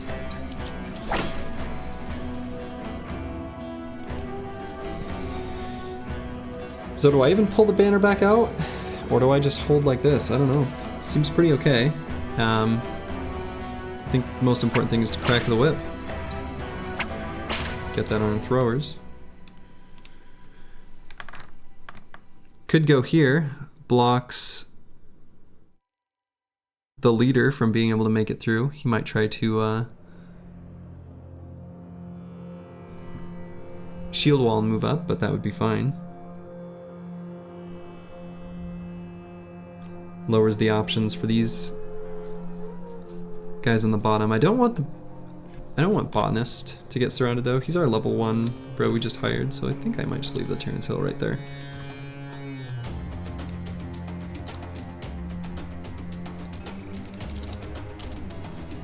That's right, Schrodinger's short-sighted.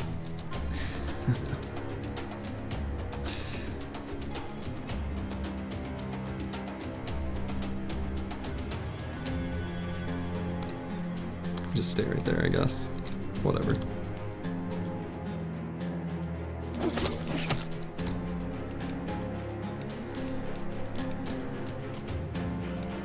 Could move Crackalack up one more. Hold this pass completely. Makes it so those 2 hexes are the only 2 ones they can take. Seems alright.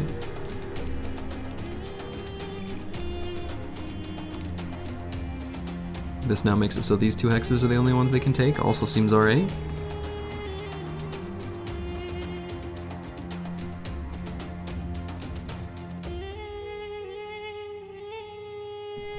Well, I'll just stay here.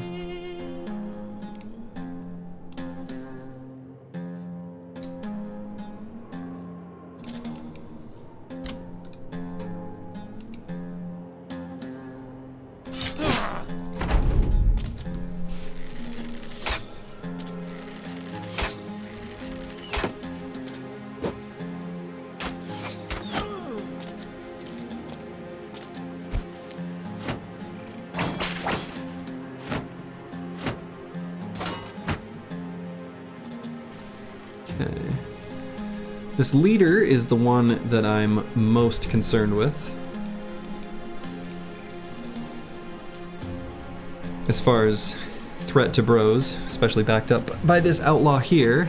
Not really a good way for me to do much damage to him, but I might have Crackalack just try to knock him back. If I do, he's just gonna have to back up though. See if anyone else moves forward.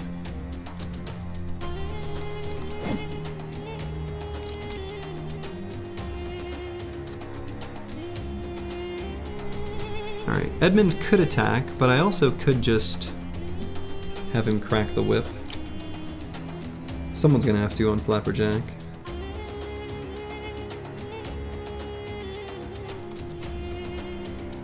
Could be the banner too. I guess that'd be fine, so let's attack.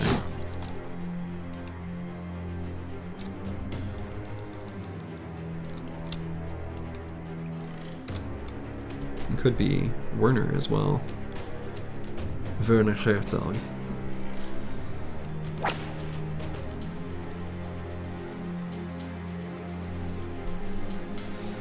And I can refresh it somewhere if I want to make sure it doesn't wear off too. Like I could put it on the Terrence Hill.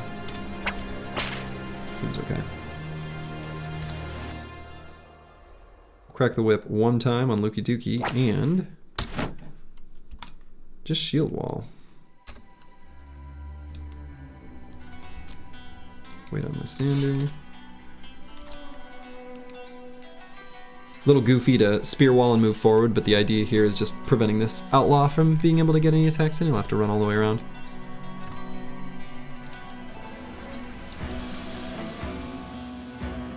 Mortimer Drock, I could have tried repel. 19%, that's pretty low.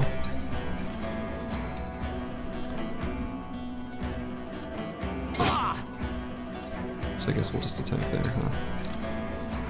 48%, also pretty low. The shield wall.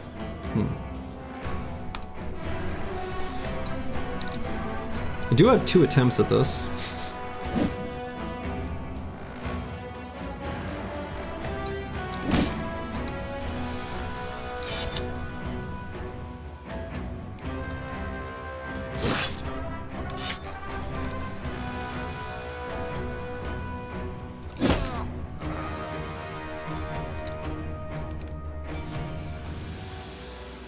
Wait here on Corvus Korak.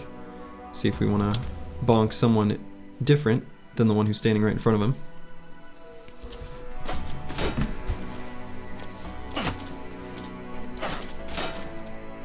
Okay, unfortunately, got a little bit unlucky. I guess maybe not. Lower hit chance. Hold on.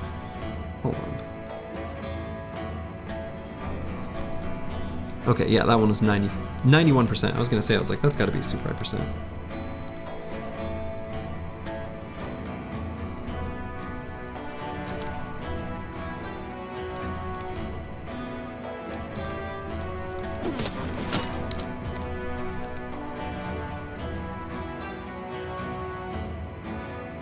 Could put a dog down here. First round bonus. Okay. Still missed. So let's go for a disarm and a whip crack on... Just want to make sure they got it for the start of the next turn.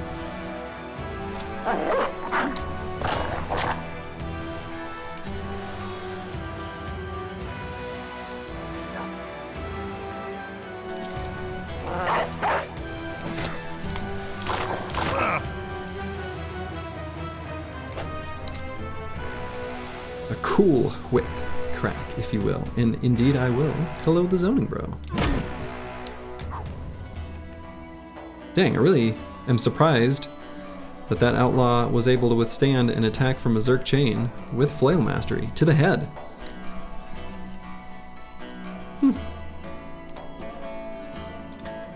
I'm surprised. Yeah, Luca with his broken knee. Kind of limited in what he can do.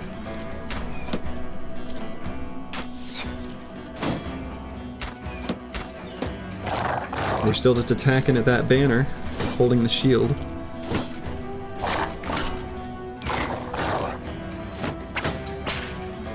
Okay. Crack that whip. That's right, Lysander's treason. That's right. Okay. Definitely gonna refresh or reset that bro's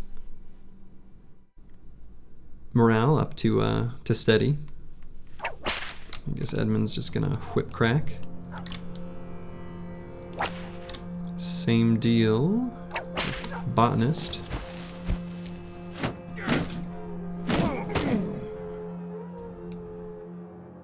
Probably same deal with Warner, but we're gonna move him up so we can do it there.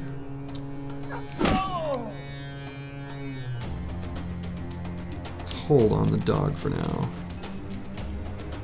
That was a choice. Amira the Sand Viper. Is that what you wanted? Is that what you wanted that? You wanted to be there? That was the hex you chose? Look, I don't wanna question his judgment, but that seems pretty bad. Okay. God, I'm so tempted to just daggers out and just start daggering him. Right? I mean, these bros are all just fine. Edmund is a little like, you know. Let's see. Yeah, like, a little low level, but... Huh. Don't interrupt your opponent when he's making a mistake. That is the adage. That is the saying.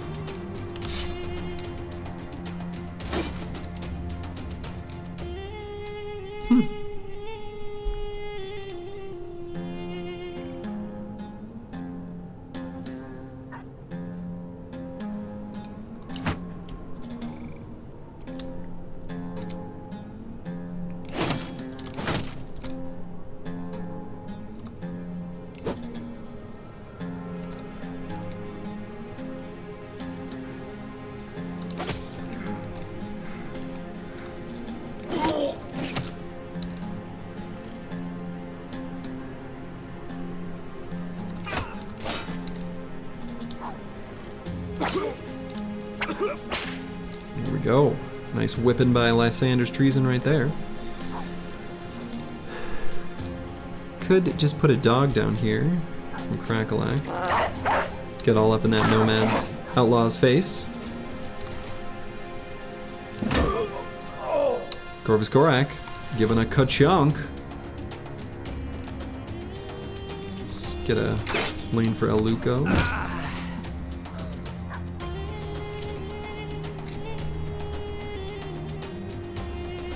Could release a dog, which presumably would move forward up towards this outlaw, which would be good. Sure. Can confirm, was good. Dog did what I expected? What? That never happens.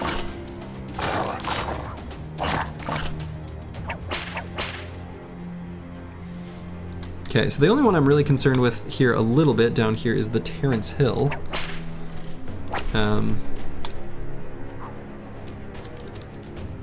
So I want to make sure, you know, he's taken care of, that he's in good shape. Yeah.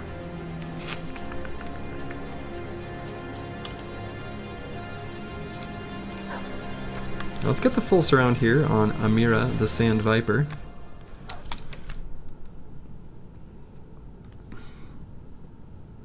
Still steady, which is annoying. I'm hoping that, given the full surround and the Resolve Malice that's on him as these other enemies die, hopefully that will be enough for him to start breaking and stuff.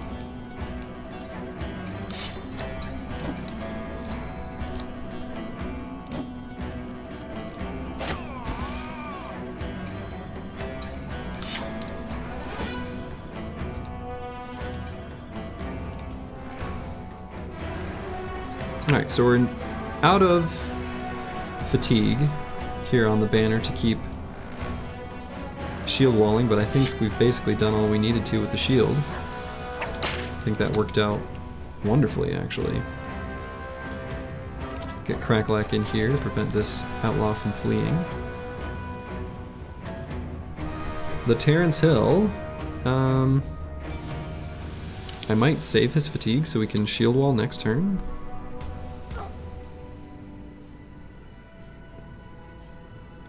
Yeah.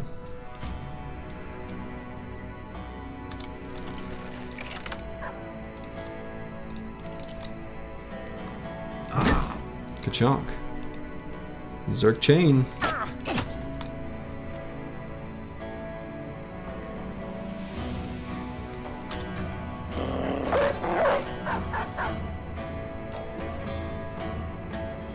Could push Eagledub up. I don't think he'll be in much risk or much danger.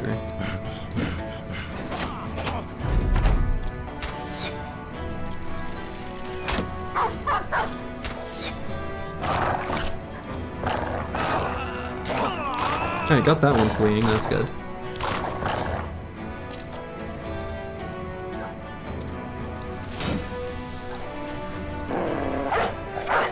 Maybe this outlaw dying down here will be all we need to get Amira the Sand Viper to break.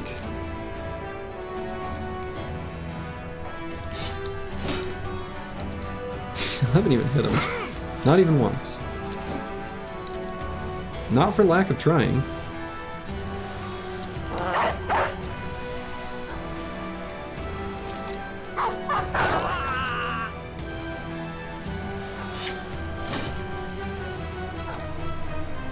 I mean, what's our hit chance there? 47? It's not like they're all terrible. Some of these attacks aren't super likely, but...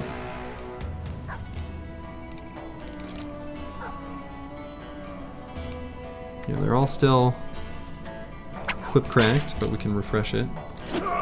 Finally, a hit! Good, and we got him to wavering, so maybe he'll start being ready to run? Is his allies, like, all die and stuff? Maybe? Possibly?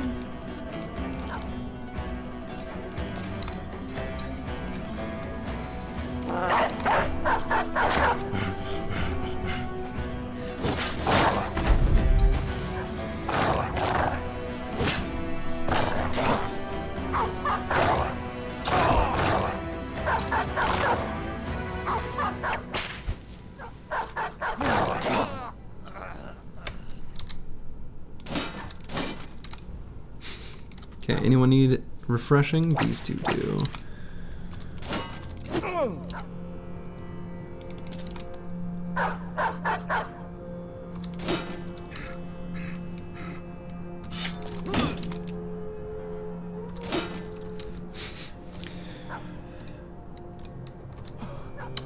Just can't hit him.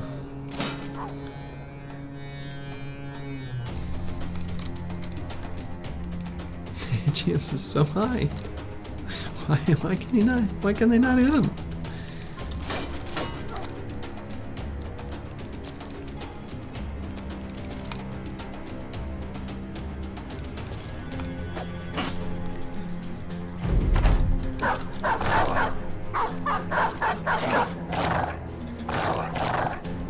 is a pretty obnoxiously clean, big nomad fight.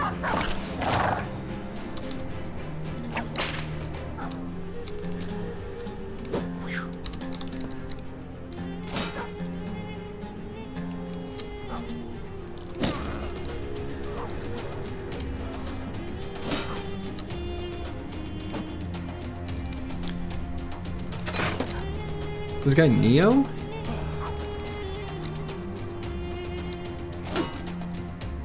Like 68% hit chance. I mean, it's not like these are small. I've had him surrounded for like a while now.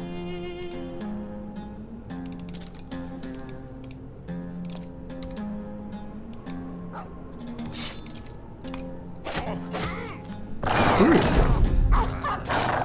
He's hitting me. I mean, I'm sure that hit chance is really high though. You can just deploy an armada of dogs. Yeah. Yeah, just a casual, like, small army. Small army of dogs. Finally, a hit.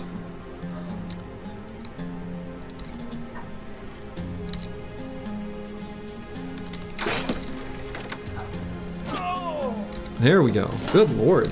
This nomad leader just would not die.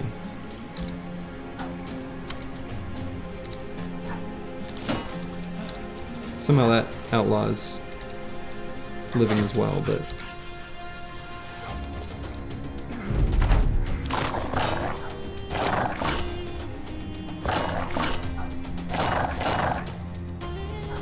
One of the devs stayed awake today. Oh no, not again. Could be. They're like, this will be funny. That's the worst German accent ever.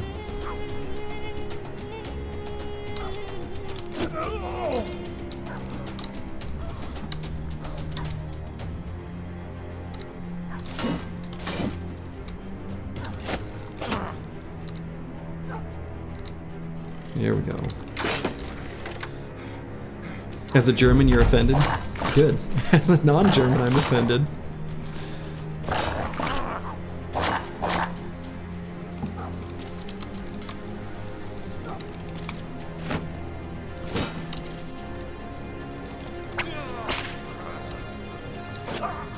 Okay.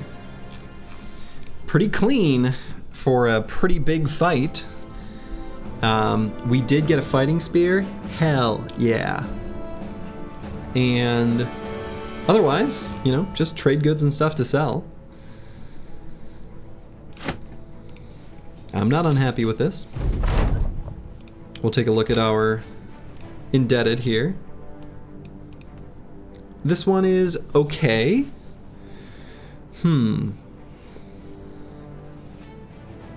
Another high roll in melee skill, another 57. Yeah, and a full set of nomad gear. Right, we got this nomad leaders set up as well, which is awesome. Abdari the Bound. I don't really care about asthmatic that much. That's a big who cares. It may as well not be there. Not really concerned with it at all.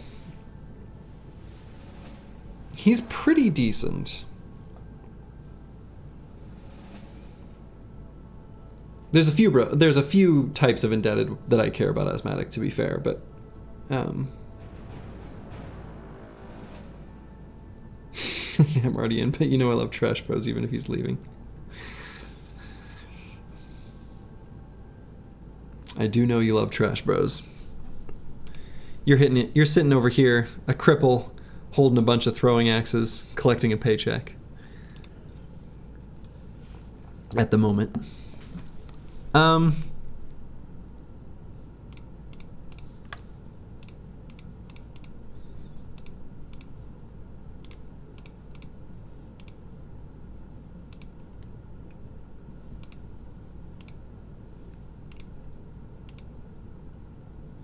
I guess as far as indebted go, so I've got 12, get up to 13. Yeah, 13 total. So I'd probably want one more spear bro and then one more thrower. So I think I'd want a thrower. This guy could be a thrower. I think thrower is one where I actually don't want asthmatic though. And 39, that's okay, but we can do better. Let's let him go. You're just having fun robbing the people that kidnapped you? Nice. It's a good attitude to have. Okay. Well, Operation Give Banner a Shield was wildly successful. Pretty happy with that kind of quirky, weird decision. Cracklack here is going to get a massive upgrade as far as his spear is concerned, from a goblin skewer to a fighting spear. Suddenly it's become serious. We've got another armor that we can hand out.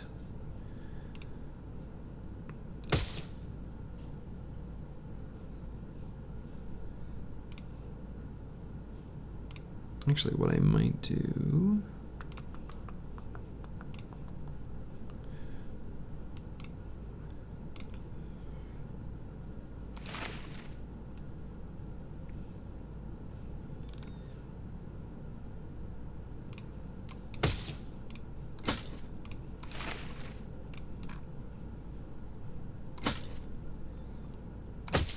Let's put the banner in this full nomad leader gear. It looks very regal, leadery, you know?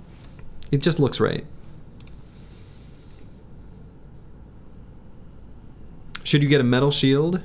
We could. Like, we could upgrade to a Sipar. The Ancient Tower Shield is more brittle and heavier, but does give better defenses. I think it probably doesn't make much of a difference, to be honest.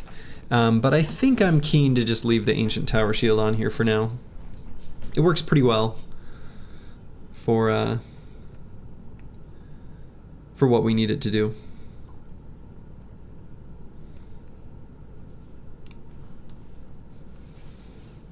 It's not a huge difference either way, though. Okay, look at that. Look at us in, like, real armors. No longer just a bunch of bros wandering through the swamp in a bunch of naked boys running through the swamp, being chased by goblins. We've come so far.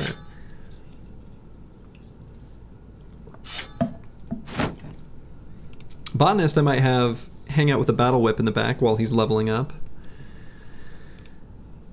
The other thing too is keeping 16 bros on the battlefield, and with this minus experience gain, man, the Manhunters level really slowly. It's making me want to take student more quickly on them as well. Also,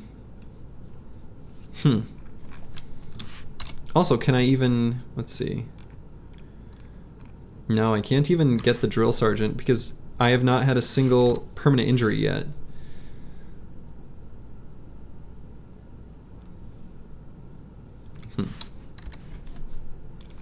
Am I gonna make a whip and cleaver bro? Maybe? Certainly might. You can't even get a permanent injury on a slave. That's true. The real morph Dusseldorf has dropped an important piece of information. If the indebted fall, that's it. They do not get back up. Okay, the three-headed flails are kind of an interesting weapon that maybe we want to keep, potentially.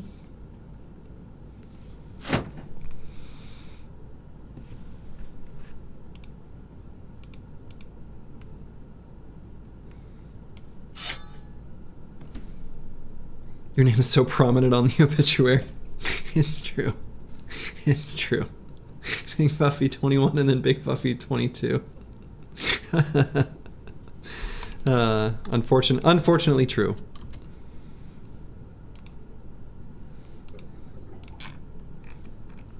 Okay, we're just gonna keep wandering through the desert.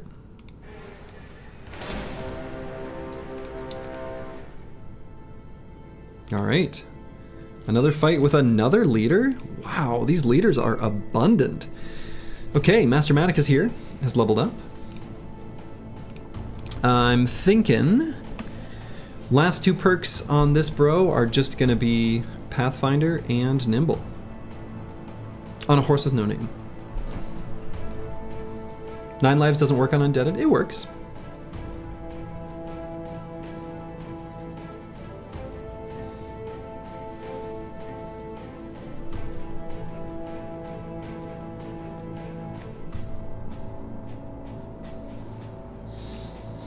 Does it not count as falling, or the surgeon? Surgeon does not work, but 9 lives, yeah, no, 9 lives still works.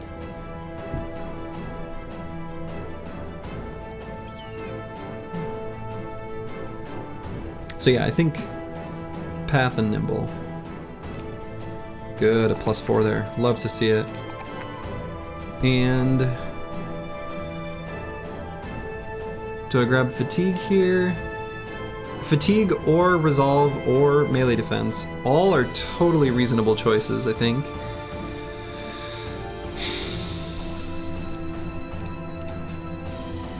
What are the fatigue values that the other ones are sitting at? Curious, like what's Crackalack at? 103. But he's got Talistar, so he's gonna get 2 more levels of it. And then, what's the Tyrant Hill at? 104, yeah, he's a bit on the struggle bus with it.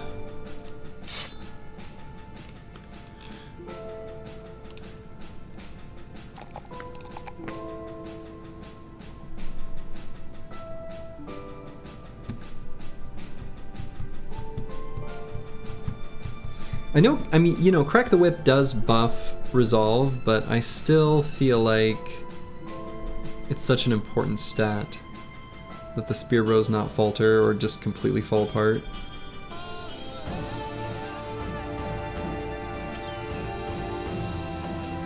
Such that I think I still might put it in Resolve. Also tempted to just take the 3 in melee defense. Considering we do also kind of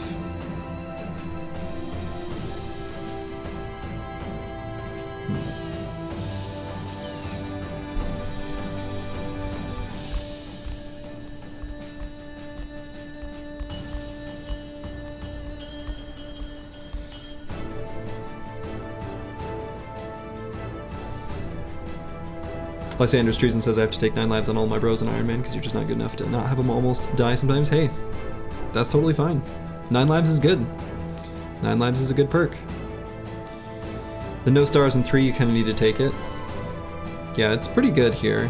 The nice thing too is that because this bro has more fatigue than the other spears, he'll actually be able to hold a shield, which is really nice.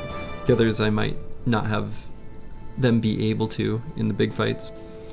I think we can grab the melee defense. So then last 2 perks here are going to be Path and Nimble. And that'll be where this bro finalizes. And I think the same deal here. I'm actually going to go Gifted on the Terrence Hill. Now he has a decent amount of Resolve already. Let's go here, melee defense. We'll grab Gifted, and we'll level up like that. He's gonna need more hit points. Just needs more hit points. Cool. Eagledub, Thrower. Throwing Mastery. Love seeing that +5, love seeing that +4. Do you already have Nimble sets for the Spear Bros? Yeah, I mean they're already pretty close to being in Nimble sets, so we just need to put a lighter helmet on them and then they'll be good to go. So, just about. It's pretty close. Because they're going to have slightly lower hit points than like a level 11 Nimble Brother. I'll probably end up with a like -16 to -18 set, most likely, but we'll see. Hell yeah, throw them jabs and axes. Exactly, exactly.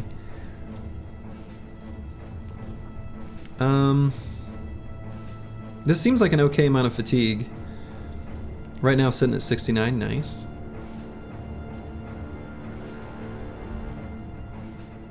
Yeah, let's get a little more.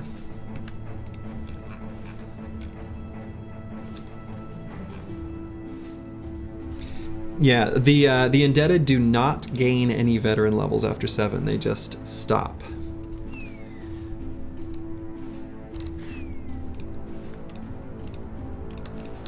Okay, let's keep clearing.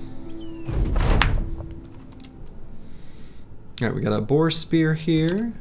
Be nice to grab. Oh, and a fighting spear. Would you look at that? Wonderful.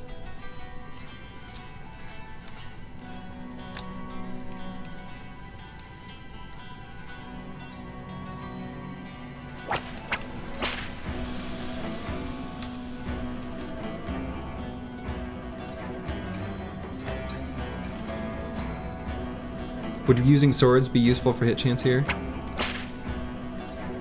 I don't think so. I don't think we really need to improve our hit chance in any meaningful capacity. We're able to increase our stats enough with the Crack the Whip ability that I don't think we need to.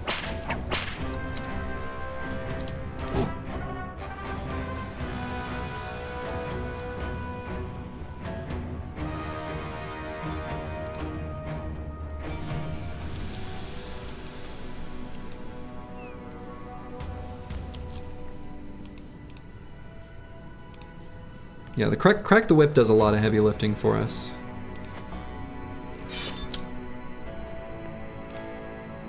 He is pretty good.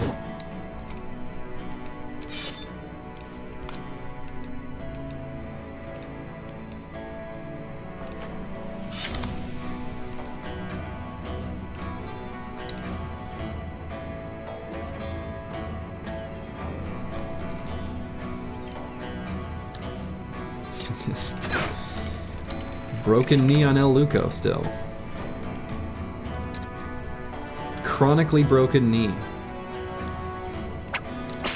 Doesn't seem very pleasant to me.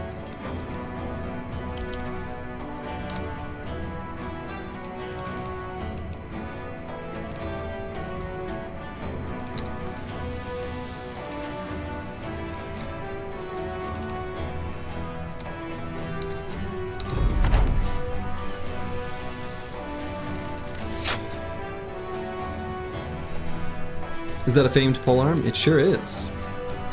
We found a few fancy shiny items already this run. The game has been pretty kind as far as famed items are concerned.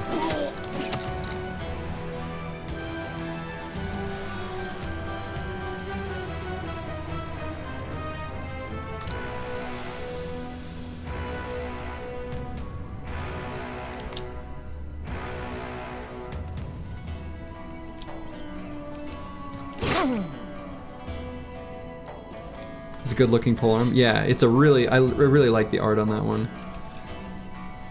Just the sort of, what's the word, like banding or something like that? The stuff that's going down the length of it. Like a barber pole. But it's cool. I like the way that one looks a lot.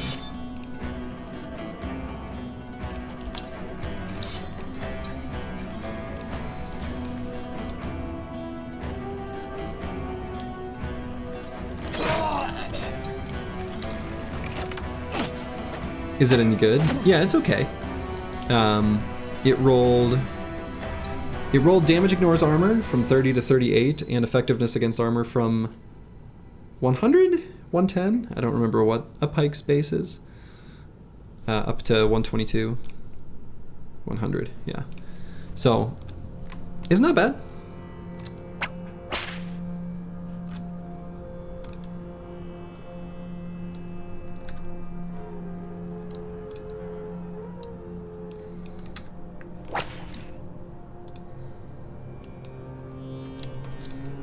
Jagged Pike does surprisingly a lot of damage. Yeah, Jagged Pikes do alright.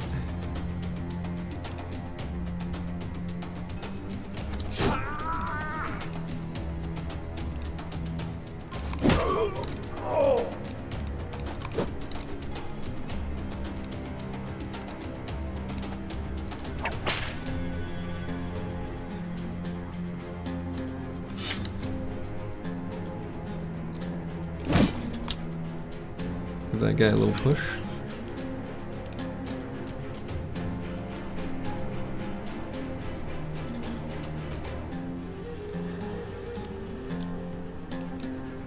It is shiny, so swag points must be considered.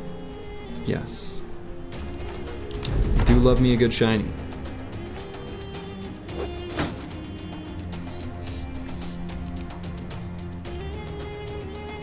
Swag points must be considered.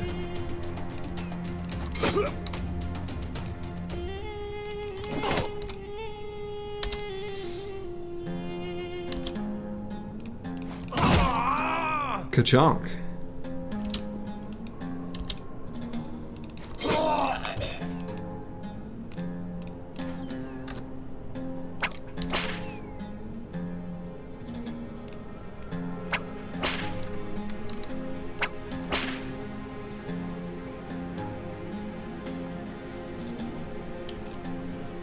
Fashion Bros started early this run. I mean, we started out as nudists.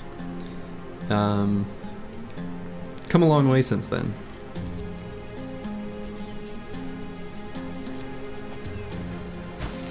It was admittedly a little hard to be fashionable when completely naked. It was like we were making a statement, but I don't know exactly what that statement was, other than we're too poor to have clothing.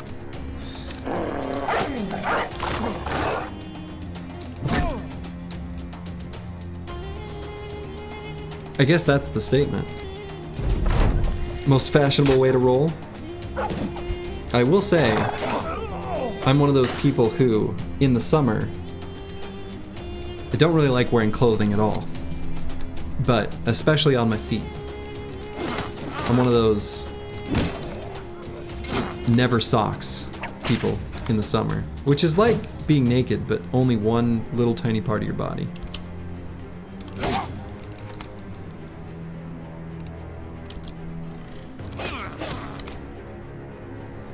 No sleeves past May.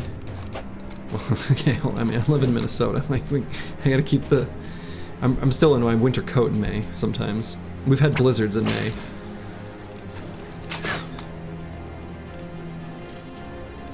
It's rare, but it's happened.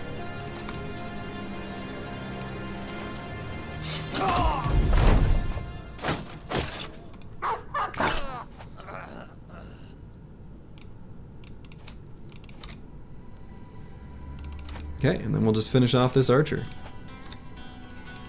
And by we, I mean the hounds. What is this weather thing you speak of? I suppose living in LA, you've forgotten. This crazy thing where some days are different from the other days. You're out in like 2 weeks? Well, congrats.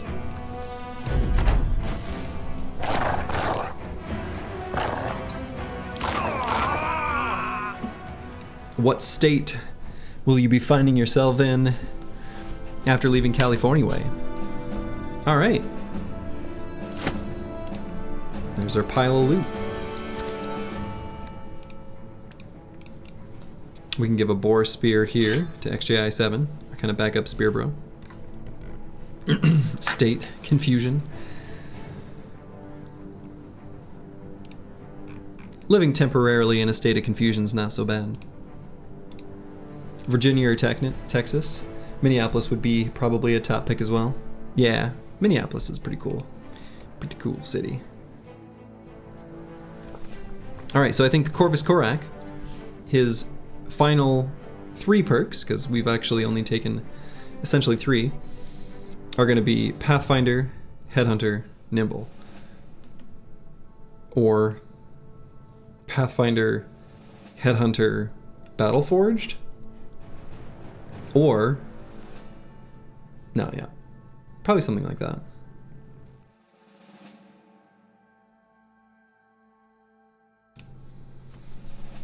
We'll do Pathfinder here, though. Another +4. God, he's gonna have like endgame stats at level 7. This guy's insane. Hmm.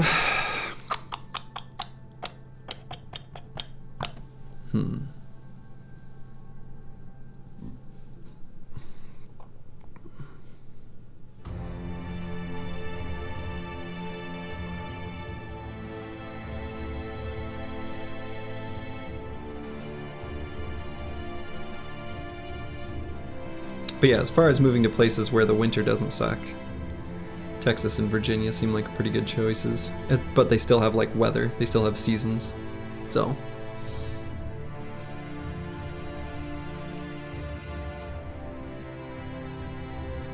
Resolve? Yeah, it could be Resolve. You don't have seasons in Texas? Is that true? I guess I don't know much about Texas.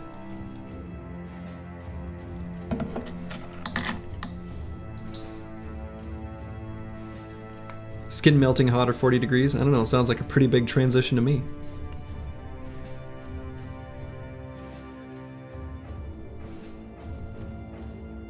Summer, hotter summer, summer again, kinda cold. I feel like that's just the opposite of like Minnesota, which is winter, colder winter, winter again, and then like pretty nice. Summers in Minnesota are really nice. No complaints there. And yeah, Texas is huge. I think I will just grab Resolve here on Corvus Corac.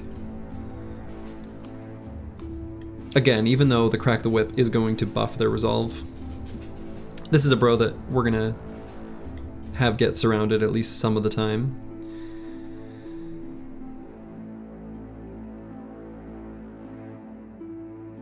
Not too much, but some of the time. Okay, ball and stall in one.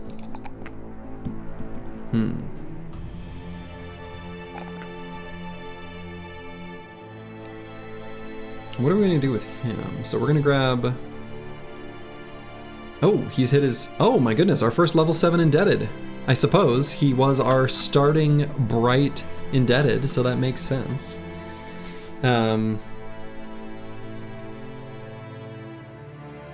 So the final 2 perks here... I mean, I guess this seems kind of insane, but if I really like these bros, like if they're good, and I want to keep them... And they're gonna be, I mean, do I just do Forge? I mean, I'll only have the opportunity for more and more forged armors, and if I have to buy them or dagger them down, I can. Just a huge, heavily armored group of whatever this squad's gonna be. Well, we'll go Path, for sure.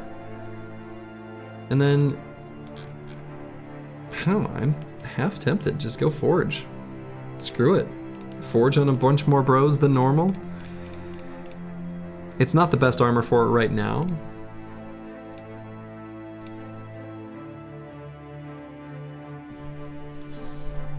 But make the indebted just sort of the rocks of the formation, at least for a little while. Whatever. We're in experimental territory here. Okay, and I suppose in that case then I should take the hit points because we're already a little bit low.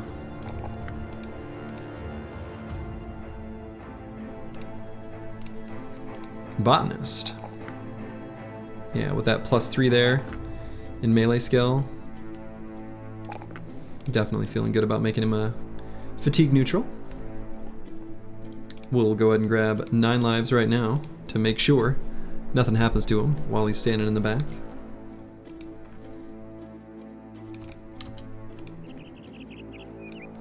Take a super quick fight against these nomads.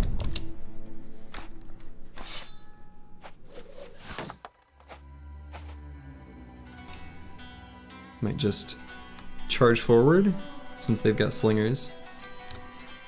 Suppose I can just do it with the indebted. Crack the whip and send him up there.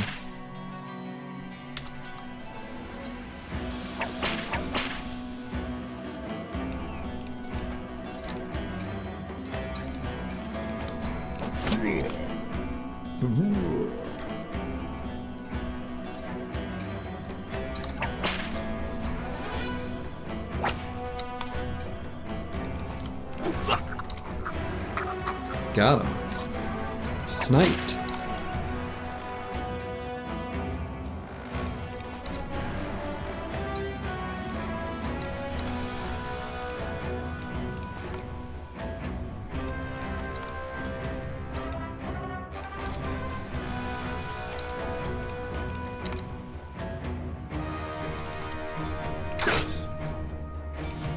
Poor guy never even saw that jab coming. True.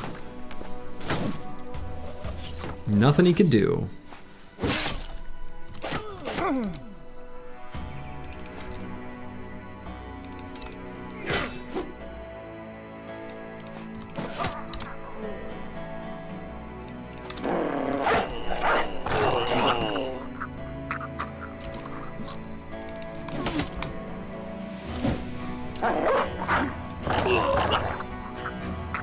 And that's basically all she wrote.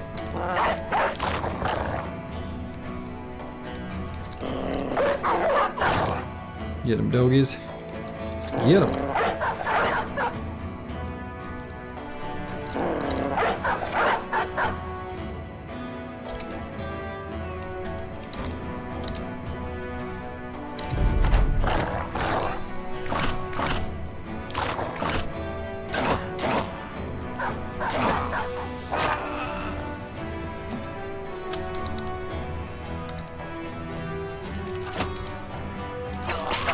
California has rolling brownouts all summer. Is that still true? I know that was true for a time. It's kind of sucks if that's still a thing. Who became forged? We took forged on Ball and Stalin. The forged value is not super high right now, but we've got the armors. I figured why not? They're not going to be able to make use of the fatigue anyway with the way we built them, so. It's true most summers, well. They don't have like a control your thermostat kind of thing program to shave the peak demand by just cycling people's ACs.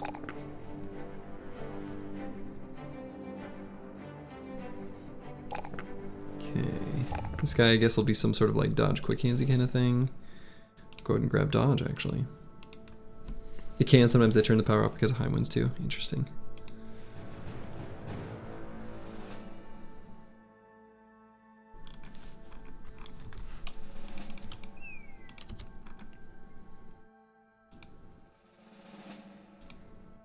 Yeah, Texas is on its own grid network, which is crazy. But I mean, that's only kind of true. There's interconnects between them all.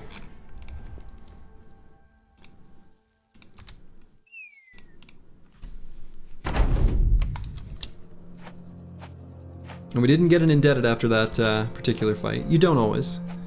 Sometimes you don't.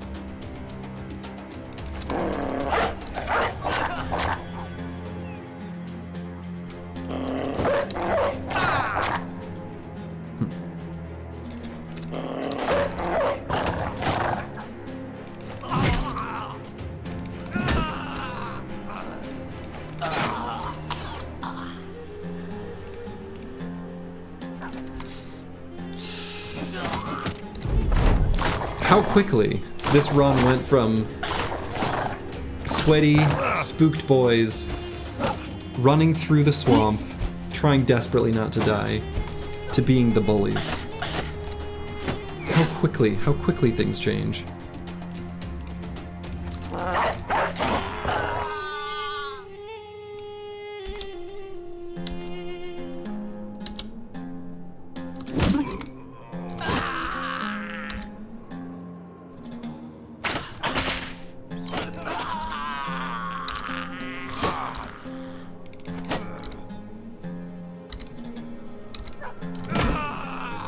It only took 16 dogs. The dogs definitely played a major part. No doubt about that. Alright, we'll take a look at another indebted. Wow. That is hot garbage, but like was real close to being able to be a thrower. But hot garbage. I suppose, you know, I avoided that fight against the Ifrits, but maybe because of this ambition I should have considered it. Well, here's some footprints. Serpents. Only 9 though. Okay, that's not so bad. We can fight 9 serpents. Get another beast fight in. And hey, there's another southern city. Okay, so we are going to do the scoot and shoot still. We're going to be a little bit smart adjacent. I'm not going to say we're going to be smart, but we'll be something resembling something that could have at one time had sentience. And we're going to do that by backing up. Getting at least some initial volleys of attacks in. Letting them come to us and seeing what we need to do from there.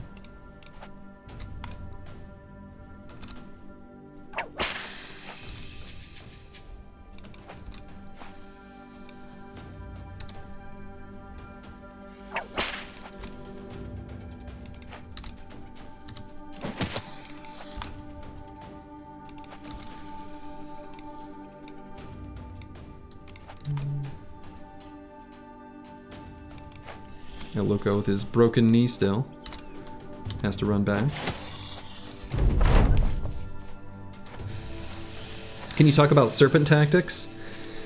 Yeah, try not to get put in the donut hole of death. I mean, there's a certain amount of like, if you can retreat and get them to where they're like 1 hex away, like where I've got these throwing weapons, and I can sort of slowly damage them as we back up. If you can get them such that you can pull them forward, that can be helpful. Okay. Also, beasts have a thing where they are just obsessed with taking high ground hexes.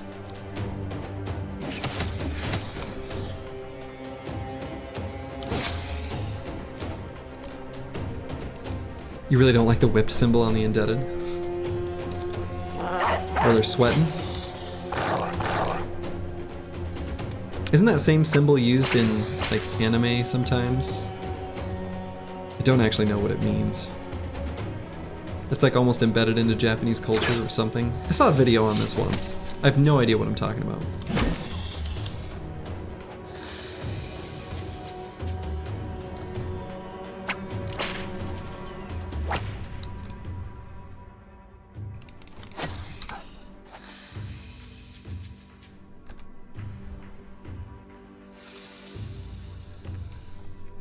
Yes, okay.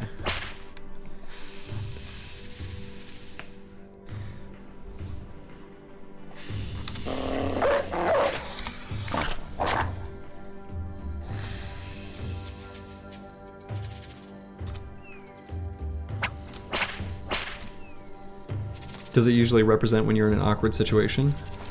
Is that what it means?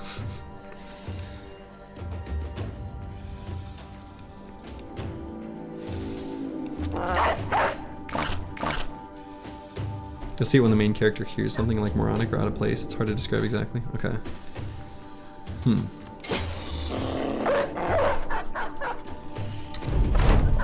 Assuming MC means main character, I actually don't even know that.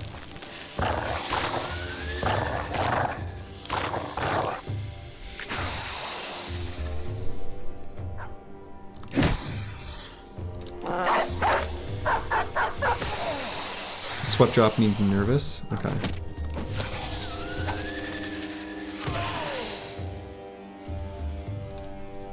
So not totally unexpected. I mean, that kind of makes sense.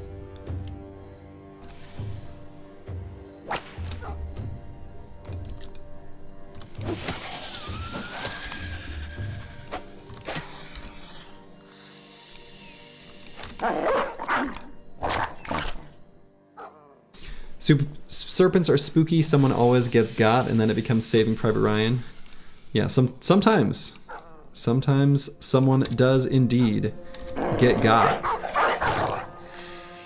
And it becomes Operation Rescue.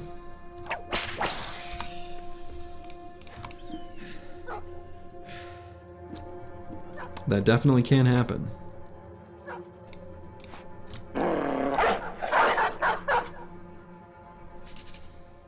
The same as the sweat drop emoji we have in the West too. Do people use it that way? Usually isn't that used for laughter? Yeah, I don't know.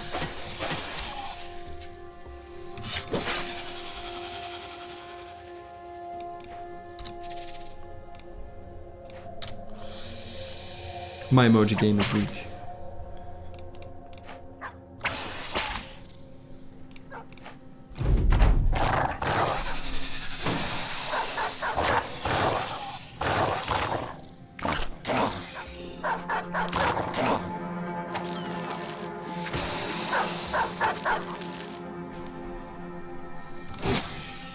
Banner got put in a pretty curious position there, but I think it's not gonna matter.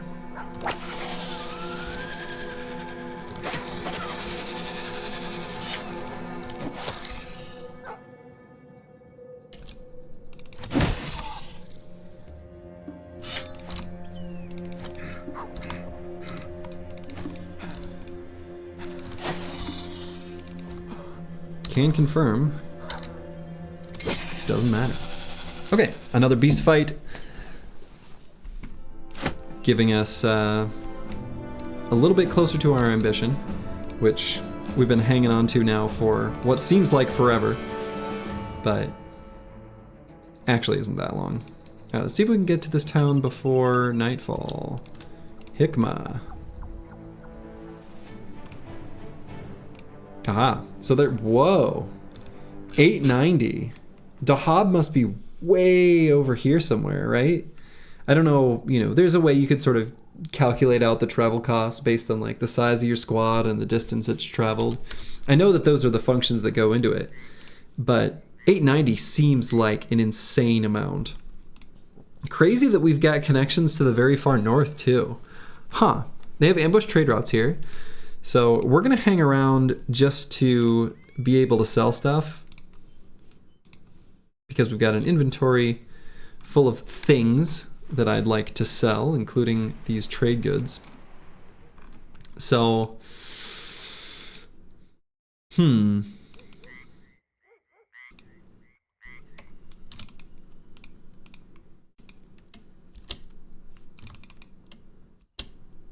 right, well, there's nothing there. Probably really can't go too far. This game makes you wish you could recruit a wizard. Sure, Legends has it.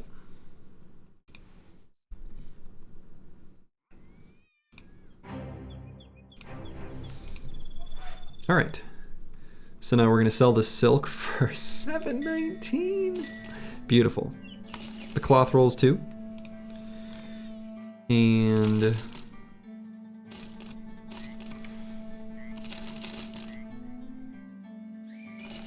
actually might be able to make use of these helmets. How's our helmet situation?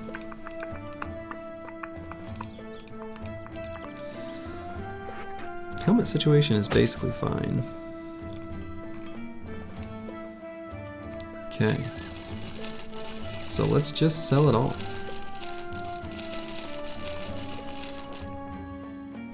Do I want the three-headed flail for any reason? Not.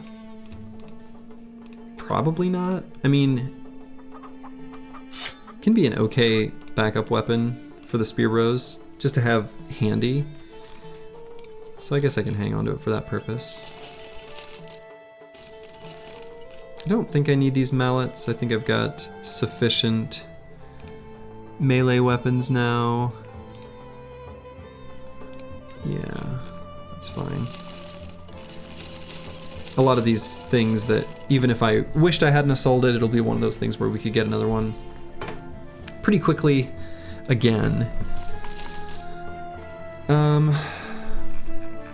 So we got a bunch of money. Let's see, and then... Why can't I remember which one of these actually sometimes make use of? Yeah, it's the serpent skin that can be put in a few different recipes.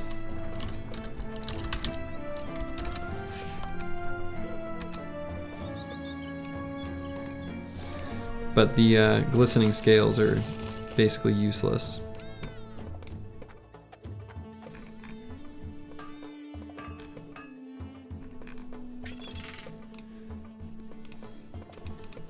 Could get some more nets. Nets are pretty useful. They're a little expensive, but that's whatever. New contract available. Let's see what this is. Drive off nomads? Yeah. I like the nomads. They're nice people. Okay, we have an opportunity to hire a... So we could take a look at a thief and also potentially an assassin. The assassin comes with a Catal and nomad robe. Or not nomad robe, but assassin's robe, which is an incredibly good armor.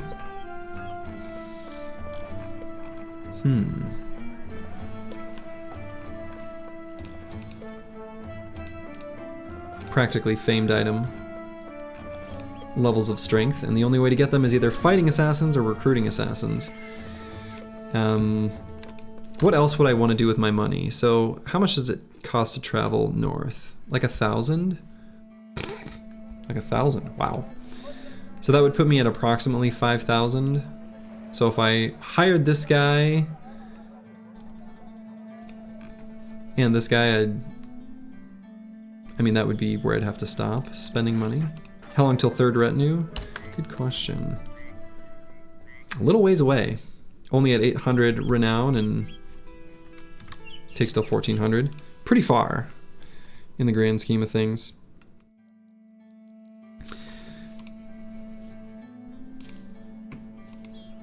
Yeah, I don't know. I'm thinking about just picking up the assassin. Picking up the assassin and the thief and then traveling all the way to the north? Or I could just walk and fight my way there. Hard to go wrong with it? Yeah.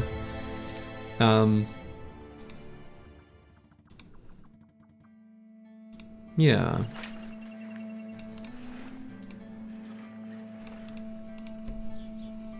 And I could make one of my indebted like a, I don't know, dagger mastery. Yeah, I don't know. Still only on 3 of 5 beast packs, yeah. Kind of sad. Definitely want to take a look at the thief. Assassins are good. We need to purchase a couple, like, we need a couple more manhunters. I guess,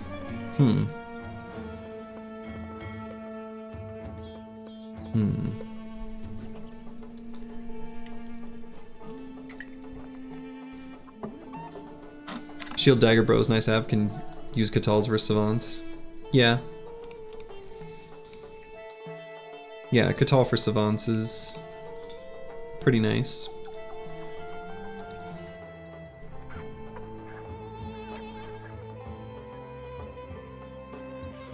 Could also just like travel to here, purchase those bros, and then that'll spit me out presumably somewhere just right up here. Probably won't be too far.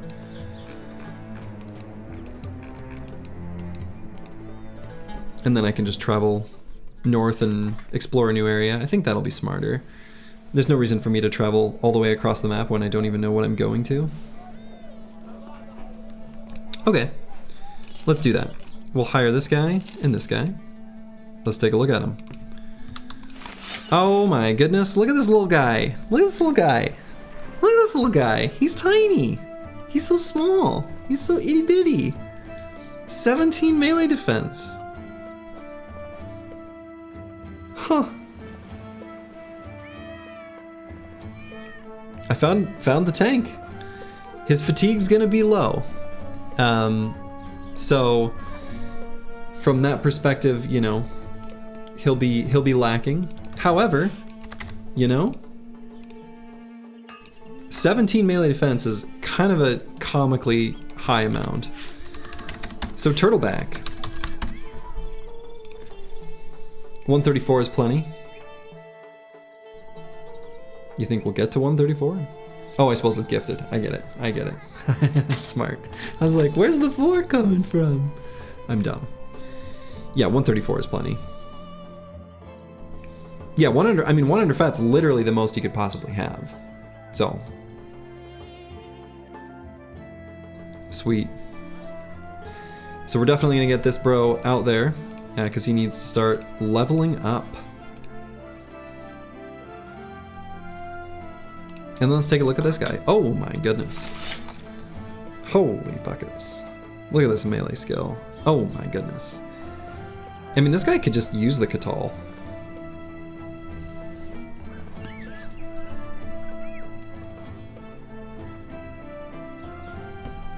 Actually, pretty good secondaries for an assassin. Nearly max rolled hit points. Nearly max rolled fatigue. This guy's great. Wow.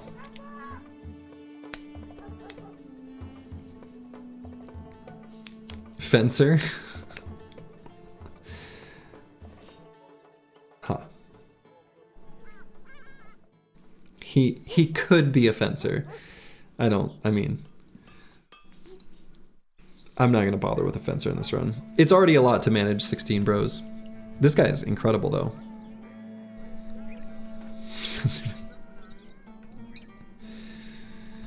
Yeah, this guy's great.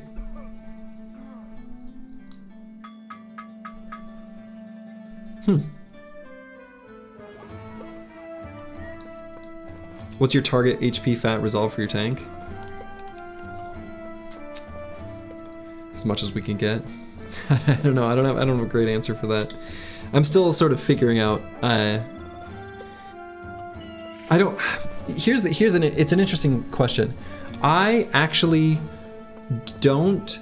The only targets in my mind, like the only specific, like here's a threshold, here's a number I want to reach, is something literally no one else in the world seems to care about. And that is, I want to know what specific melee attack values can I get to reach 95% hit chance against a variety of different enemies, right? So like zombies with negative melee defense, and then chosen at positive values, and like where I can get my melee skill just to get to those thresholds. And those are the only things I really think about or care about. I don't care or think about other bros or things like that in terms of threshold. Not really. Not at all, actually. So, HR department deserves a bonus for hiring in this town. Indeed. Okay. So this guy, up next in the list is Thor 9N.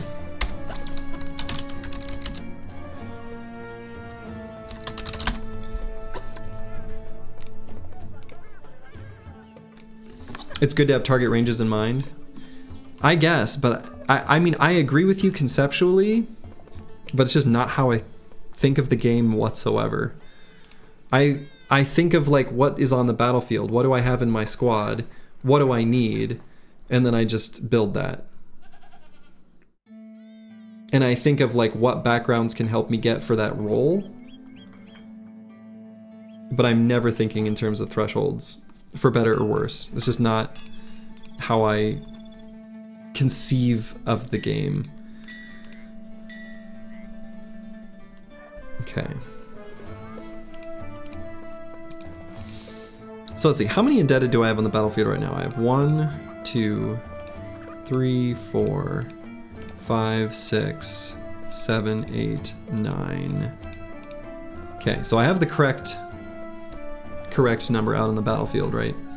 Because we need to have 9 and 7. So we need to grab a few more indebted and actually keep some. Travis is a tank of less than 65 melee defense is worthless.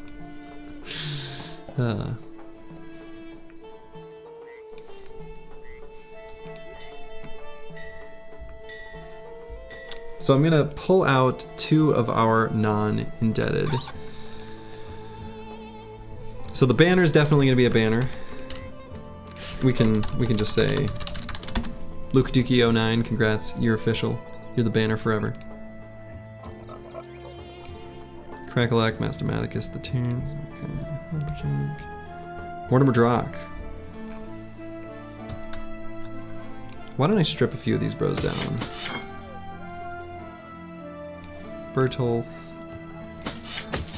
Mortimer Drock. So like comparing these 2 bros. And actually, who else? Lysander's Treason.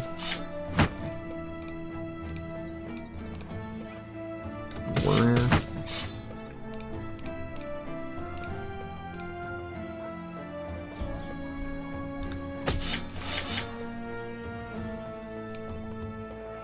Okay, Botanist is good. Okay. So these bros.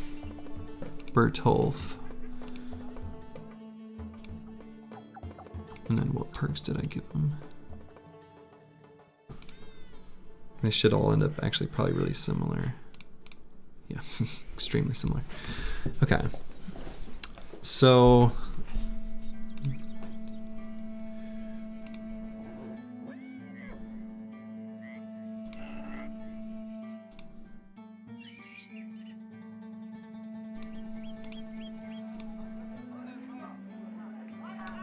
they're all like not that different from each other.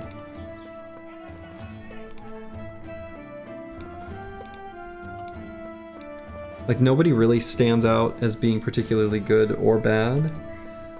Secondaries are like fairly similarly in line with each other.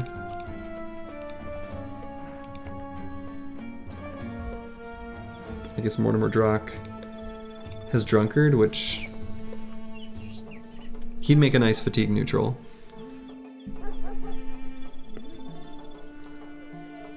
I think that'd be a good thing for him. So I think I want to keep him. Bertolf's kind of whatever. Nice secondaries. But his primaries are kind of meh.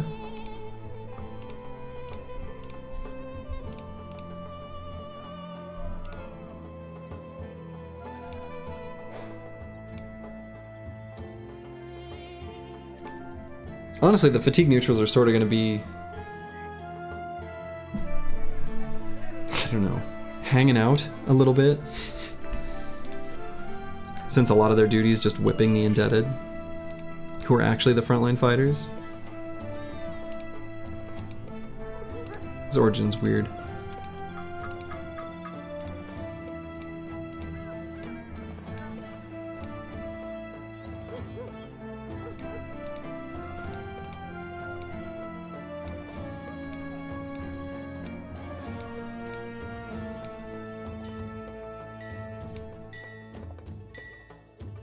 So I think Werner's pretty okay. He's like fine. Bertolf, Lysander's Treason. Lysander's Treason is okay.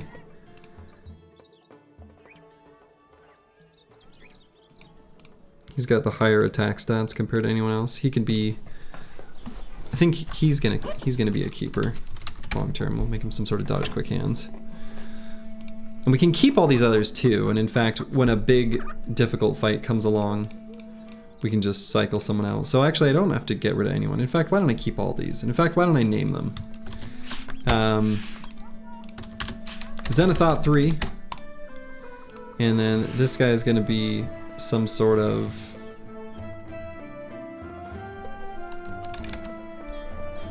He kind of rides the line. He could be a lot of things. Nothing super in particular. Werner. I think this is like fatigue neutral kind of set line. And then Edmund is like dodge quick hands. Just dodge quick hands or fatigue neutrals is basically what they're all gonna be. Keep it simple. You can totally jump in Slurgy. You're already here. Does it look like flail news to you? Yeah, I think they probably will be. Probably will be. High 70s to low 80s melee attack, yeah. That is probably what they'll end up being. You're a keeper? Yeah. And so then this guy is going to be some sort of damage bro of some kind. Could make him a Catal bro just for funsies. Why not?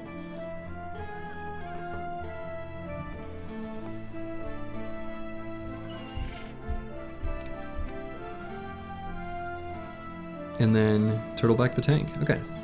Alright. So then who do I want to pull out for now? I guess it'll just be whoever's like hurt and injured. Edmund technically is injured. So then we'll put Thorn in. Okay. So we'll give him his setup, and in fact, we'll leave the flashbot there. We do have a famed... No, we don't have a famed spear. We have a famed pike.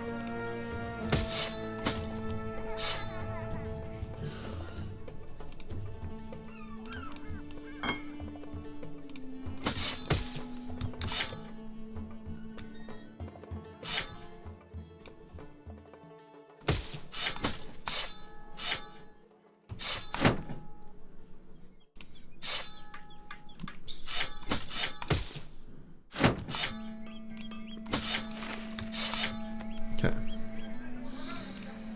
So we need the tank in...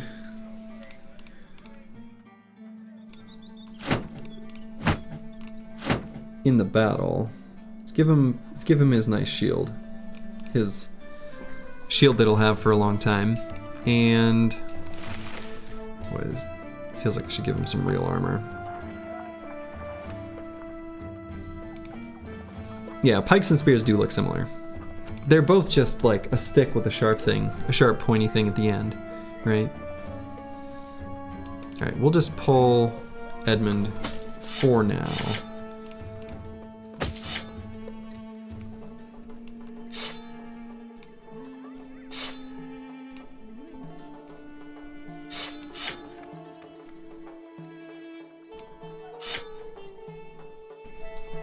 Now I really want Turtleback in the battlefield though.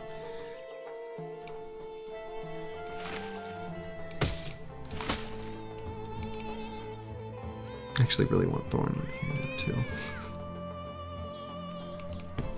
We'll pull Lysander's Treason for now.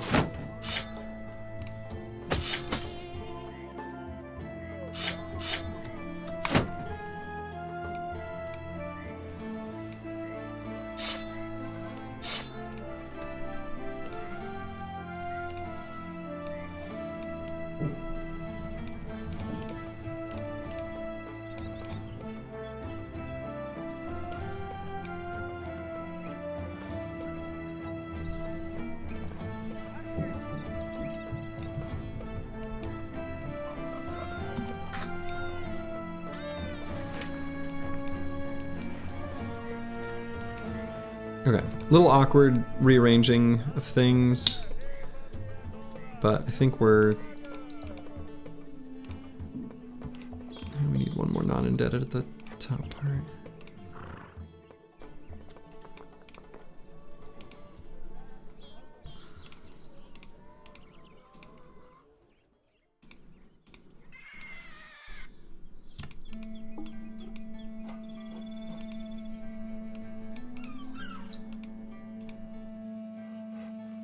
Okay, this will be good enough for now. I don't have to mess with it to the extreme.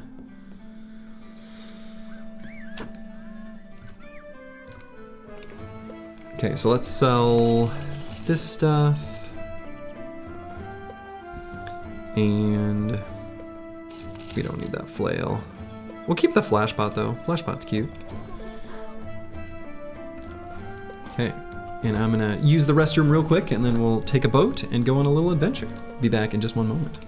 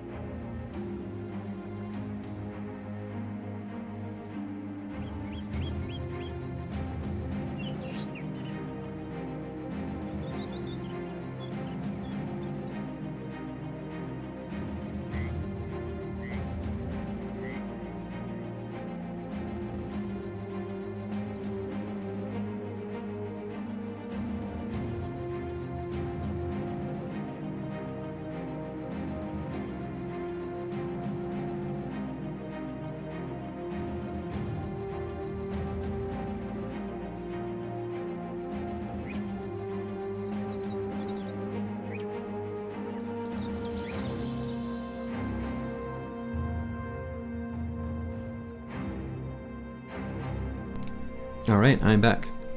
Okay, so let's take a boat. Let's just go to Steinhaven. Triple, ultra, double check. There's nothing else I want to sell. I don't know, maybe I just sell the serpent skin. What else would I make with it? Large powder bag. Am I gonna make a gunner? No. Probably not.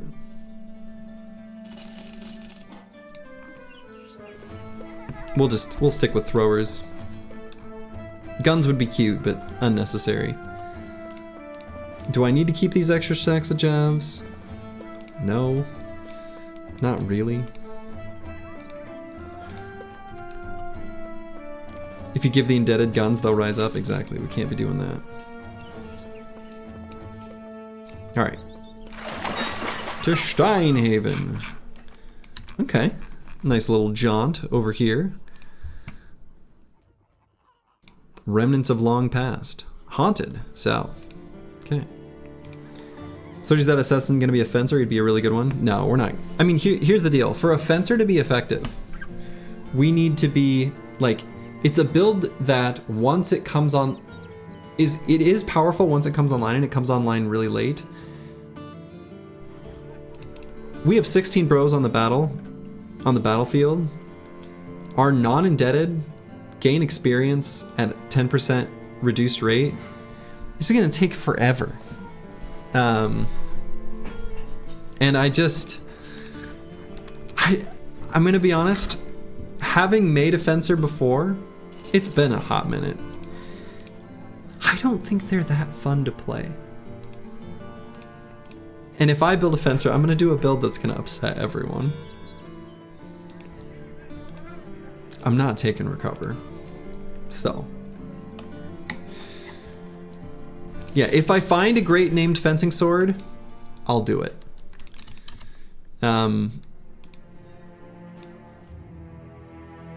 Because, you know, then building around famed is fun, and also, just generally speaking, most famed items... Wow, a leader. Nice, I suppose our power is high enough. Cool. You know.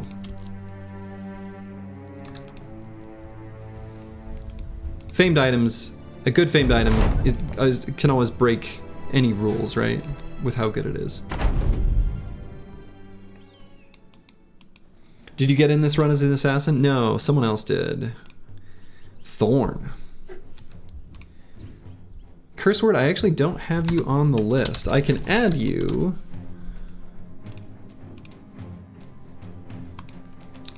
But... good name for an assassin, Thorn, indeed. Thornine, I guess. I'm guessing that is just supposed to be Thorn. Alright, we got an opportunity to dagger down some armor. Another big fancy weapon, too.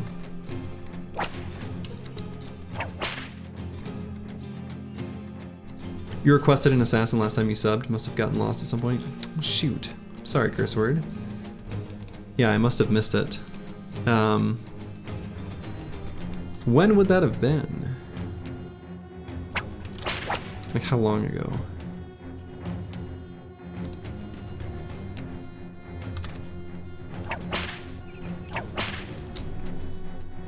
Just wondering when it is that I missed it.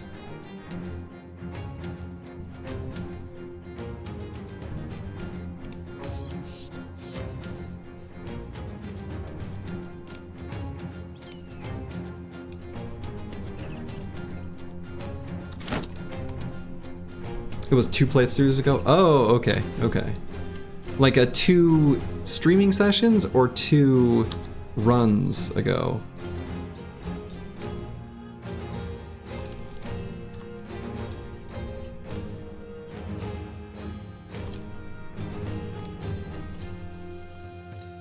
Two runs ago? Oh, wow, okay.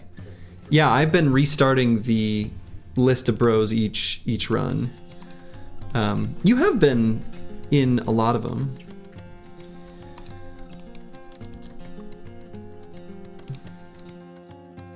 Most of them, I would say. I've been pretty good at killing you like I have most of the others. But, you know.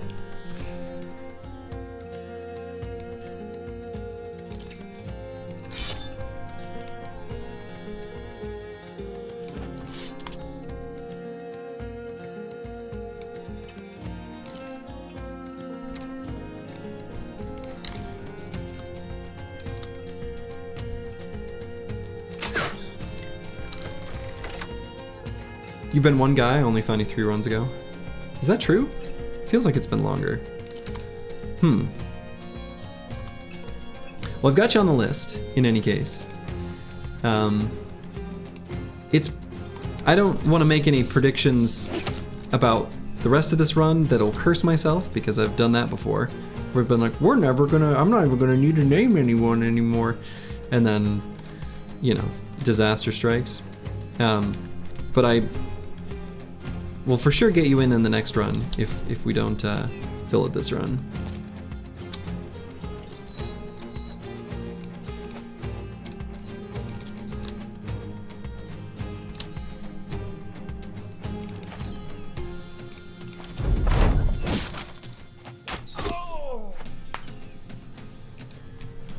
Yeah, that's fair enough. But I mean, if you got a request in, I would like to fulfill it. It's fun to have, I don't know, a sense of personal, a little piece of the story, I don't know.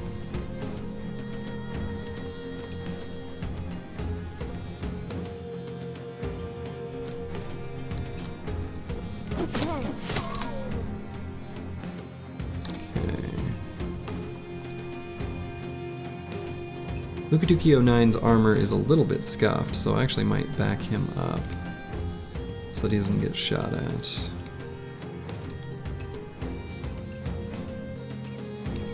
All the way to here.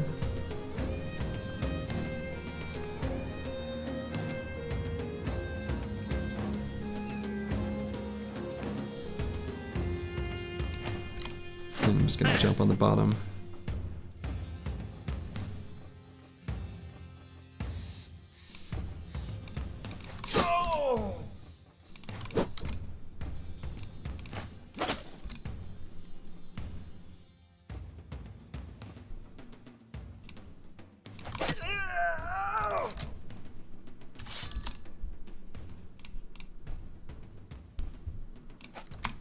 Get Corvus Korak right in the middle of things there.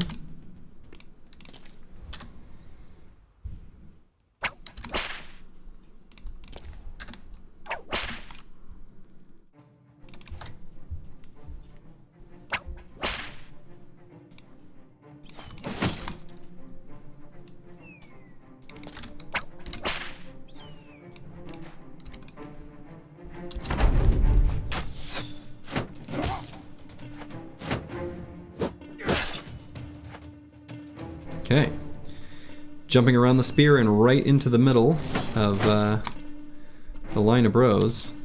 We've seen a few people try that before. Usually, just ends up in turning them into my armor. I don't see this as being likely any different.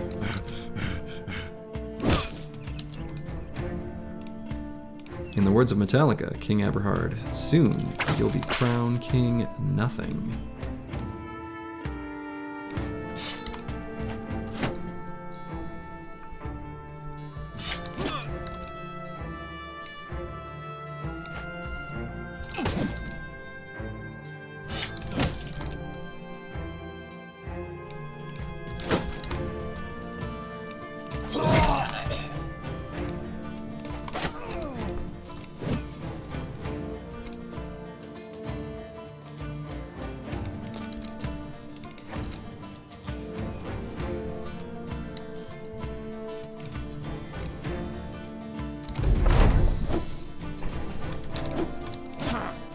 Boom. One resolve check to rule them all. Are there any of these other armors that I care about? Not really. Really, it's just the one.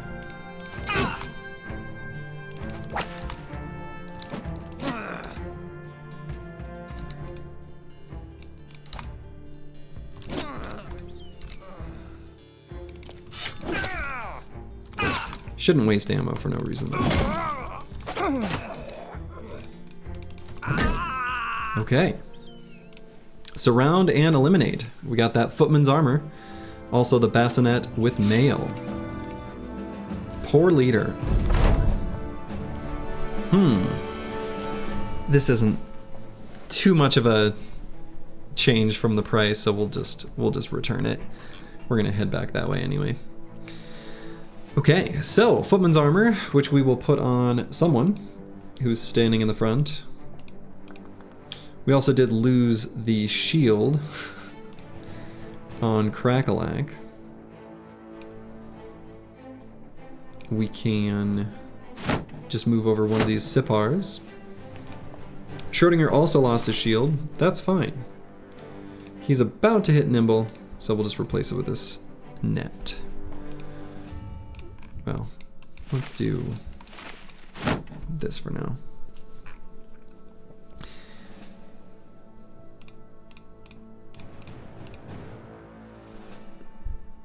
We'll give this to Flapperjack, and in fact we can probably just replace the Ancient Honor Guard helmet. Give him this. Fasten it with mail. We can hand this Ancient Honor Guard helmet over to someone else. Zenithot 3? Do I care about how far he can see? Like a little bit. So let's do that.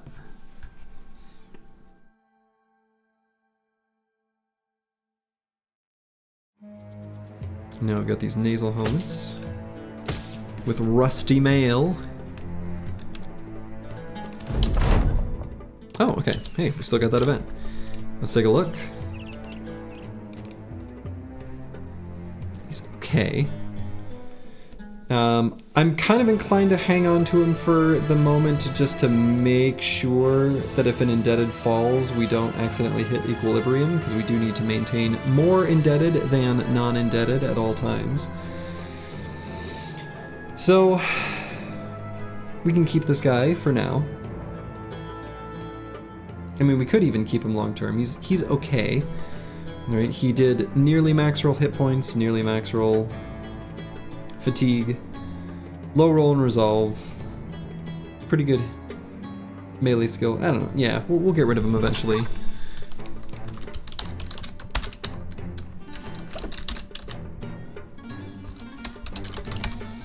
So we got our own little Tom Cruise here that we're gonna fire. But we're gonna hang on to him for now. We'll feed him, then we'll just release him when the time is right. We got these worn mail shirts, a few of them.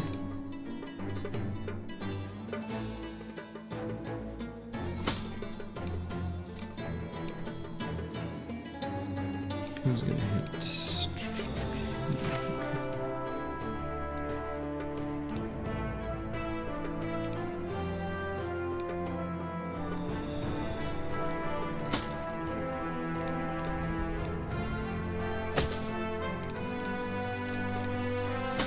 Look at us wearing like proper clothing. Incredible. Looking like a real group of mercenaries, you know? Did I buy that helmet on the Barbarian Mace Bro?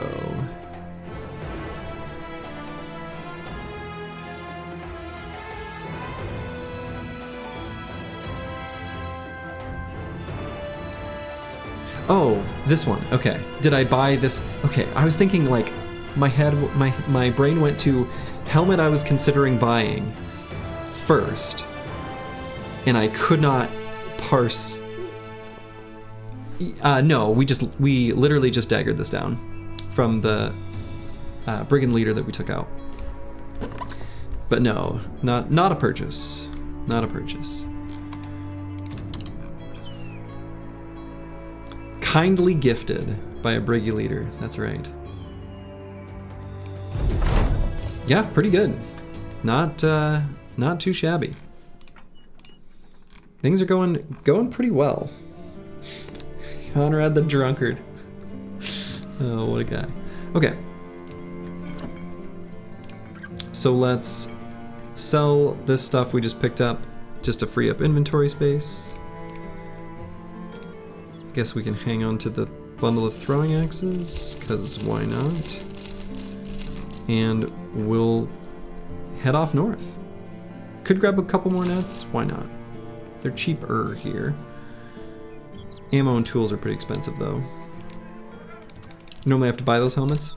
Not these ones. I don't usually buy this one. I mean, in a pinch, if you have to, you can.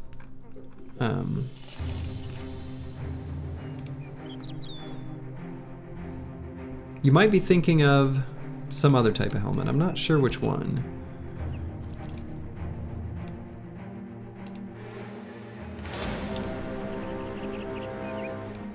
Alright, we got another little group of briggies. I do want to keep looking for kind of the final group of indebted that I want to put on the squad.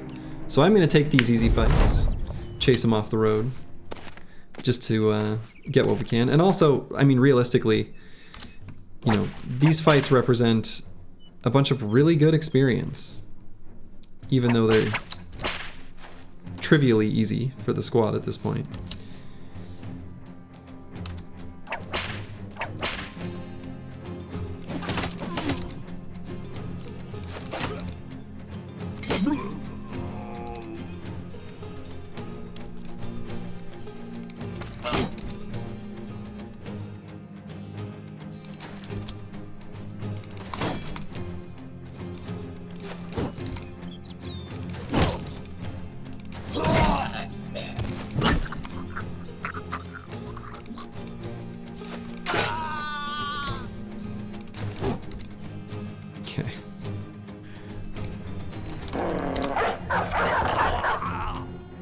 And I guess that's the fight.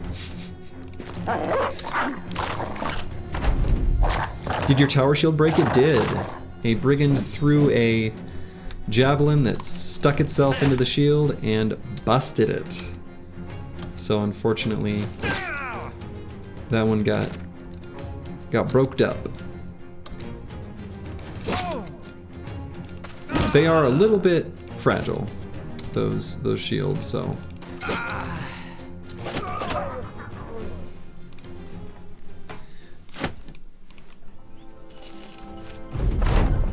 Alright, we'll take a look at another indebted here. There we go. Now we're talking. Now we're talking.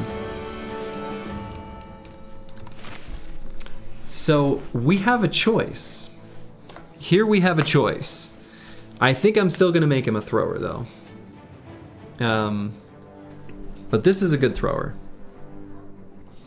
40, which is only 2 away from the max possible, and 3 talent stars.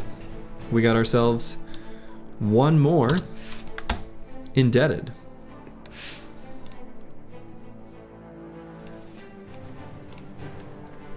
So we're going to be looking to pick up exactly 1 more indebted, and then with new indebted, we'll stop. And so this goes to Golden Guys. We know we need to make this one a hybrid, come on. I mean, luckily, so the way the throwers, the way I'm building them, they kind of already are, actually. So the perks that I'm going to take on them are 9 lives, Pathfinder, Quick Hands, Throwing Mastery, Nimble, and Duelist. Because of the Crack the Whip ability, and the fact that buffs up like basically all of their stats, they are very capable of fighting in melee, and this bro is going to be slightly more capable than all of them. I mean, we could make this bro a somewhat special snowflake where we gave him a secondary, we replaced one of the perks, I guess the only one that's even a contender, like that could be on the chopping block, I guess would have to be Pathfinder? I don't really want to get rid of Pathfinder. Yeah, I don't know. Indebted just don't have enough perks to go around to make him still function with the rest of the team, so whatever secondary weapon he has, he'll be able to use it incredibly well. Yeah. What if every indebted had quick hands, bags, and 5 fire lances? What if? What if they did?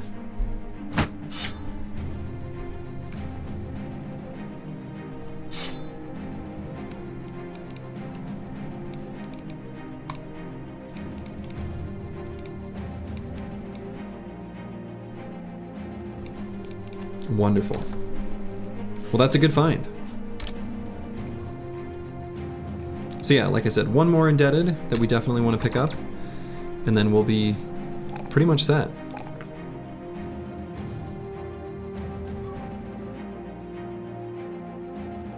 This could be a... could grab dodge on this fatigue neutral too. So botanist here, I'm gonna get rid of fat end slash tank. He's just a fatigue neutral. No way around it. That's just what he's gonna be. I think I'll grab resolve here. 39 is still pretty low, even though he is nicely an optimist.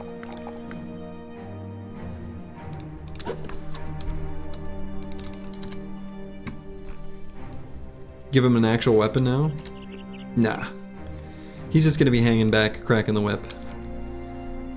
A lot of conventional company planning and things that I'm doing with bros is kind of thrown out the window with this origin a little bit. Okay, so we got a kennel here. We have an opportunity to replace a few of our lost doggos with some new ones.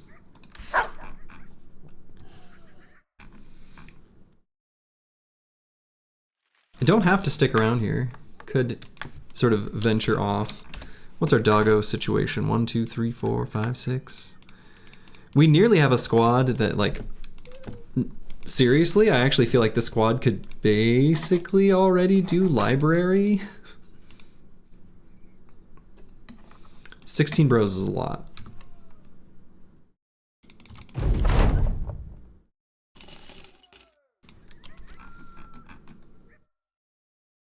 See if there's any unhold quests. Yeah, well, we'd like to find some unholds to fight. Of all the beasts that are out there in the world, unholds are the one we want to fight the most.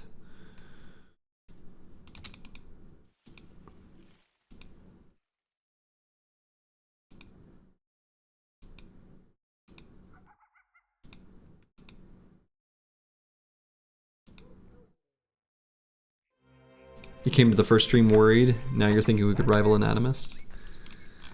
I'm inclined to agree. We actually do. I think we are on track to rival Anatomists in power. More bros is very, very, very strong.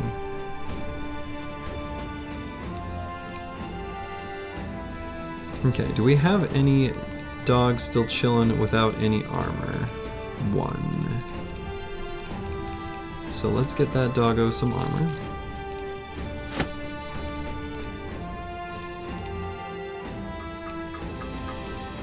Ammo here is comically cheap. We'll go ahead and get 3 stacks of that. I'd love to buy a caca. I actually think that legitimately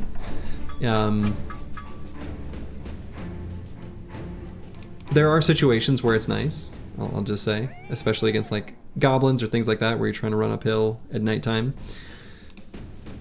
But, well, I don't know. Let's see, where's our money at here? It's either the caca or some doggos. Screw, let's just get a caca. Why not?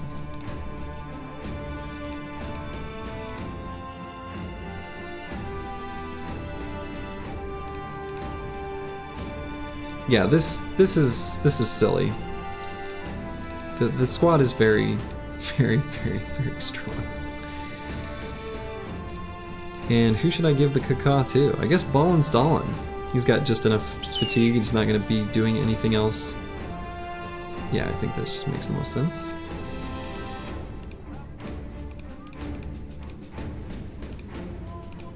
Okay.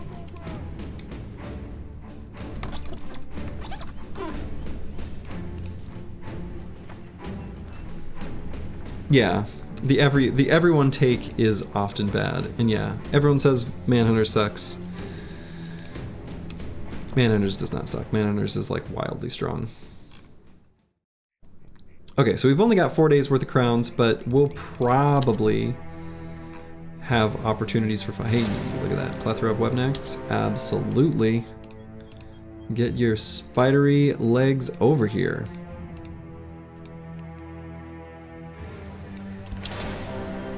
And then a cute little camp of thugs. How adorable. We do want to take that fight so that we get some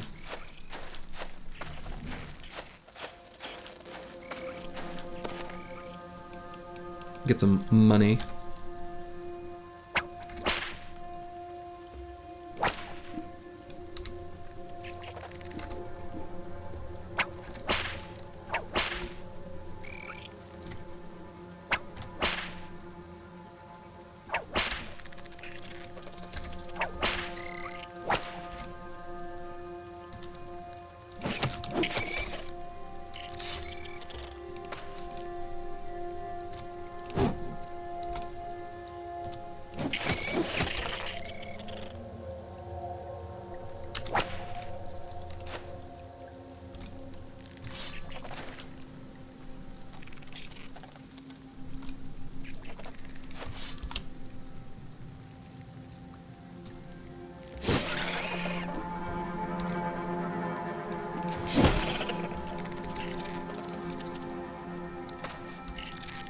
Okay.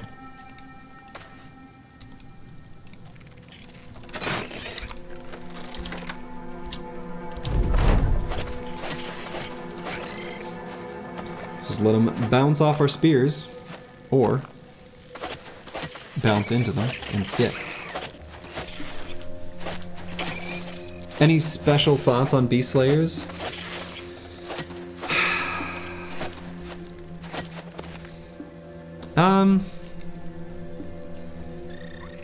Other than take the very, very beginning a little bit slow, since you start out with like usually a terrible permanent injury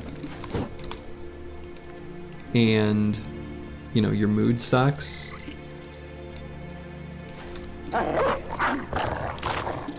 I basically agree with you on your analysis of the starting bros and their almost for certain role on the squad.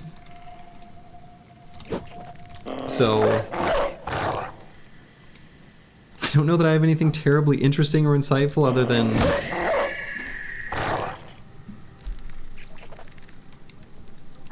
they'll be a fun run.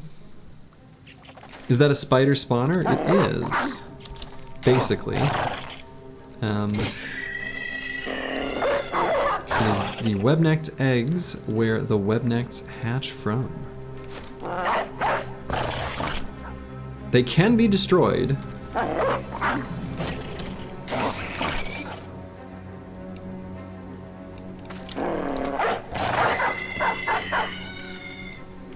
And if you do destroy them, it does prevent,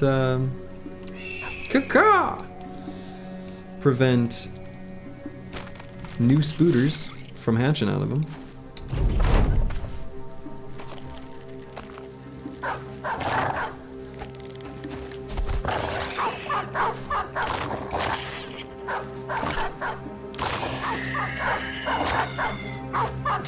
I did indeed, Ballenstallin. You are the lucky recipient of a caca.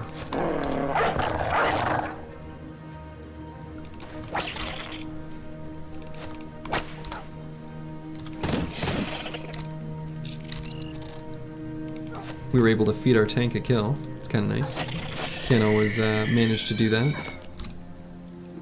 But it's good when you can, because they level up more slowly than the rest of your squad, just in general, since they're not getting kills. They're just getting the shared experience, which comes slowly. At least some of the time.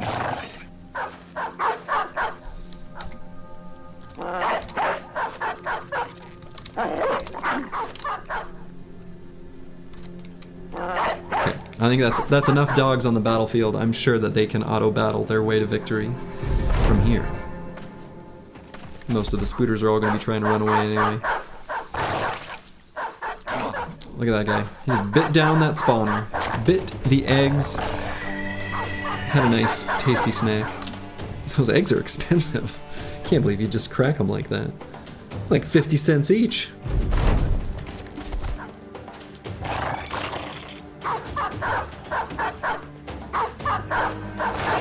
Okay.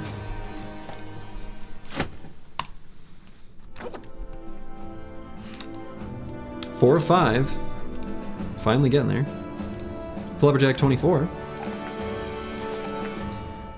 Frontline brother. Kind of one of our frontline indebted. So final perks here are just going to be Pathfinder and then either Nimble or Forged. I don't know, I guess I could do Forged on a bunch of these bros. We've got the transition armors already. Their hit points are kind of low. So against enemies without armor penetrating weapons, even the medium armors are kind of on par with Nimble. Hand wavy here, I don't know the exact numbers, but like against, you know, swords and spears and some of the weaker two-handed weapons. And so I'm kind of setting him up for the future by saying, all right, we don't have any way of using fatigue anyway on these brothers because we're limited in perks, so we can't take damage perks or perks that let us gain, you know, extra AP like Berserk, things like that. So, I don't know, may as well just be Forged. Yeah, nothing else to spend cash on and lots of famed items on the way soon too, right? So, I can just buy Forged armors. There's nothing wrong with that. So.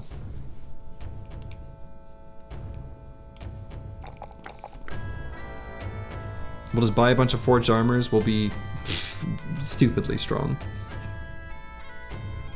Okay. Zenithot 3. Question mark. Who knows? Who knows what he'll end up being exactly? I'm going to be taking student on a bunch more bros here. We want to gain some levels.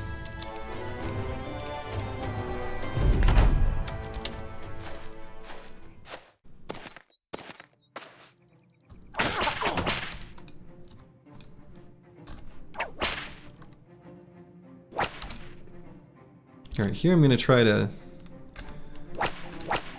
not just waste ammo.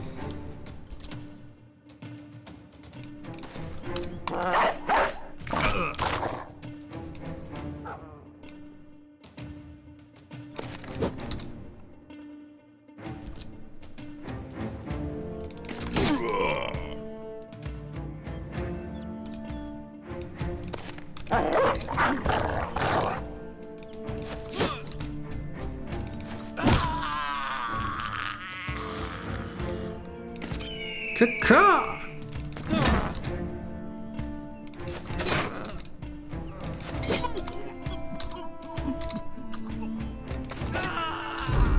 Okay. That was a silly fight.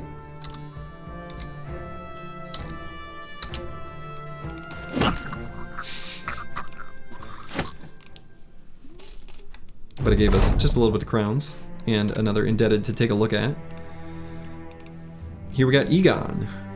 Boy, it's too bad that he got dexterous with such a low roll in melee skill, because that could have bumped him over the edge to being great. But as is, he is unfortunately bad.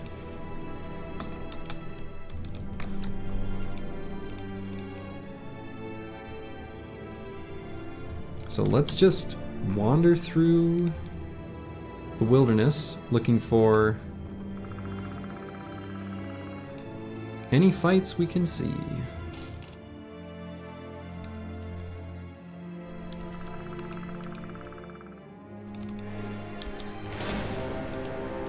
Here's a fight. I see it. Some thugs and a few raiders. Boy, we're just like picking on I don't know. Like the saddest enemies.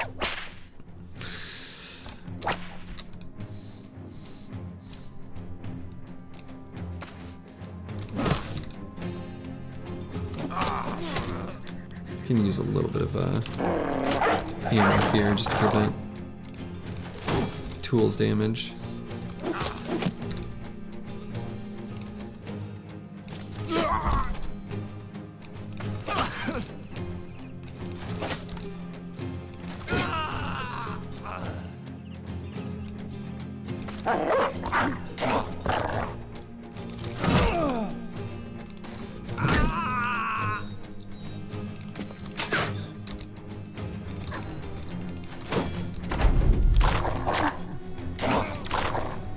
Famed Armor on day 8 kind of made this run.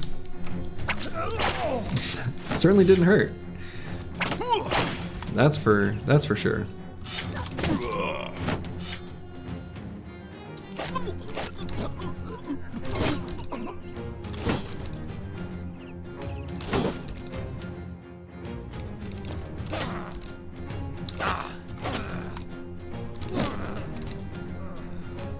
Certainly didn't hurt.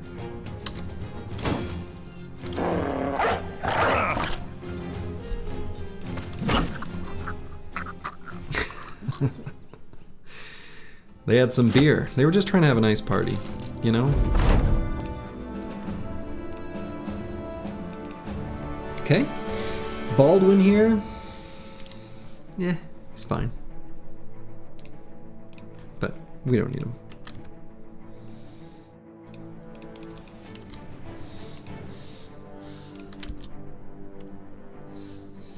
We got plenty of supplies. I guess we'll keep going.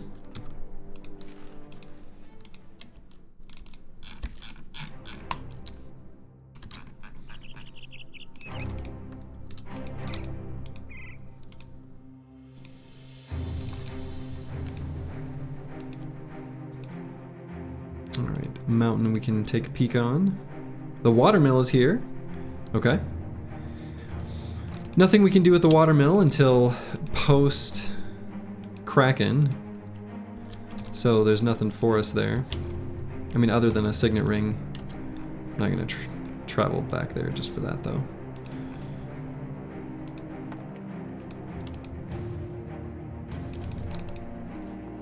Yeah, I think so.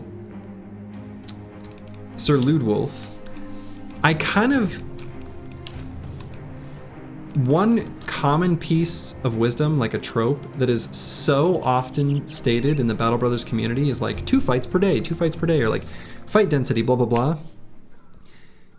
I have like 3 comments on that. 1, the game's scaling is not that fast, where if you're struggling with the game, don't try to take fights like with super high density and falling further behind because you're taking more difficult fights than you can manage, for starters. 2, people who give you those numbers often are doing so under the context of their like final number, right? So like, I played till day, whatever, 300, and I fought 600 fights. Well, okay, in the first 10 days, did you fight 20 fights? Maybe, but maybe not. So often those numbers are kind of misleading anyway. And the third thing is, yeah, I guess it's just those 2. Anyway, but those 2 felt important. Alright, defend from raiding parties, that's not a contract I really care about. I figured I'd have 3 points there. I really thought I would.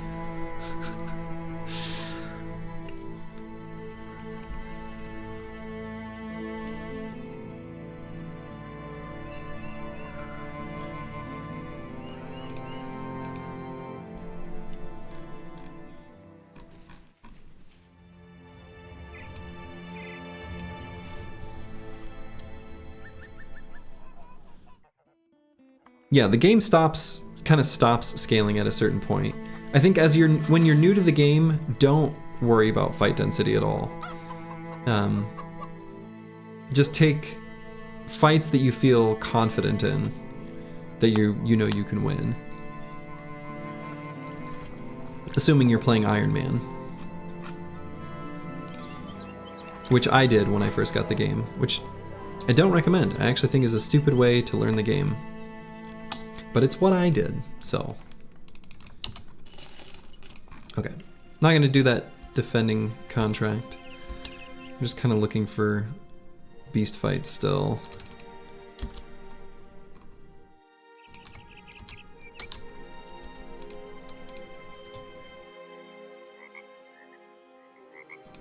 Yeah, if you could take 1 fight that you can win with minimum to no losses every 2 days, yeah, that is honestly fine.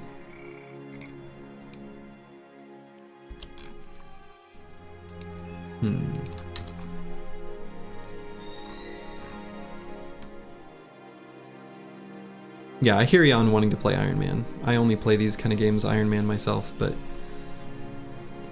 again, it's what I did. So I wouldn't fault anyone for doing it the same way, but not really necessary. All right, we'll do one of these contracts, mostly just for the money, even though it's a small amount.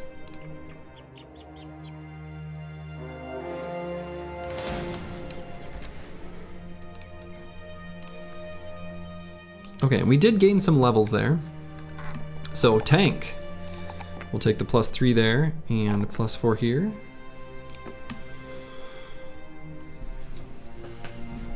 Half tempted to just grab student right away. How dumb or smart would that be?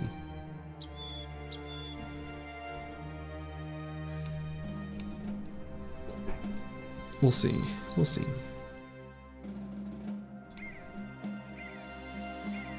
Hey, and look at this. We got Schrodinger, our first thrower, our first indebted here to level 7. That's going to be taking Nimble. Nimble and Duelist. So we're going to switch out the armor that we have him equipped with.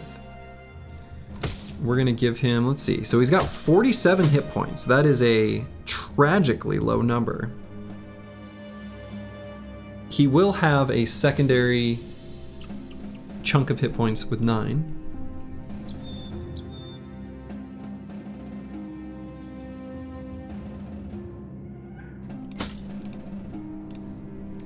So for a tank build, is it any bro with no good attack but 3 stars of good rolls on defense?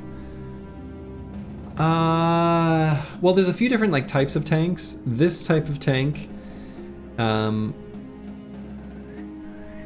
gonna make a forge tank, and so I actually really care about his fatigue. No talent stars here, which is unfortunate, but that's gonna be what I'm caring about a lot with him. Fatigue, melee defense, probably in order. Fatigue, melee defense, resolve, hit points, hand wavy. I don't care about his melee skill whatsoever. I will never touch this. He's almost never gonna attack. And no, definitely not gonna take fast adaptation because I don't plan on attacking with him. Not in any like important battle or important situation anyway.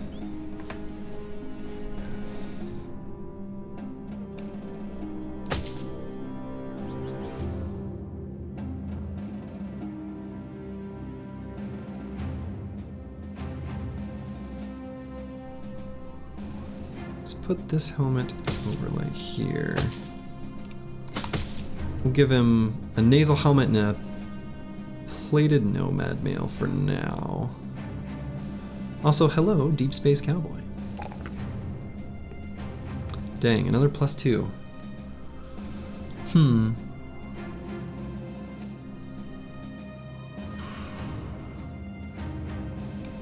Let's see, if he's got like 78 fatigue to work with, yeah, that's plenty. He's never gonna stay him out. I think 110 is just gonna be a sufficient number.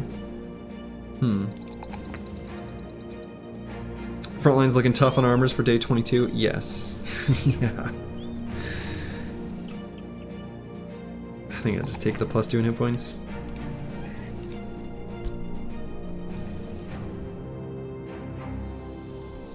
Yeah, fast adaptation is a great perk. I don't mean to trash fast adaptation as a perk. It's one of the most impactful, whatever, perks like in the whole game. It's really great. This particular run with Manhunters, I had not used it at all, but that's not... This is not a normal run.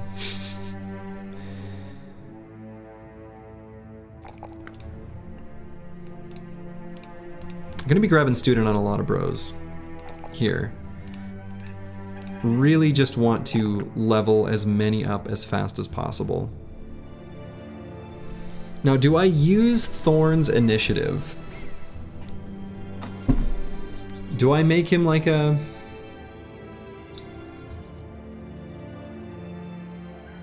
Relentless Catal kind of bro? I feel like I can. I like the damage that you can get out of a Catal. He'll have the melee skill to use it. We can pair him with someone who will have a mace. We'll have an abundance of those at some point. May as well.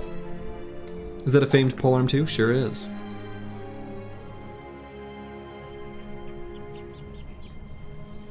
And now here on this, I guess I'll grab 4 resolve. I don't know.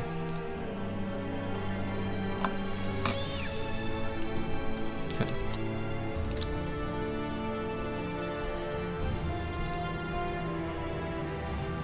Yeah, the team is V strong. We got fancy famed items.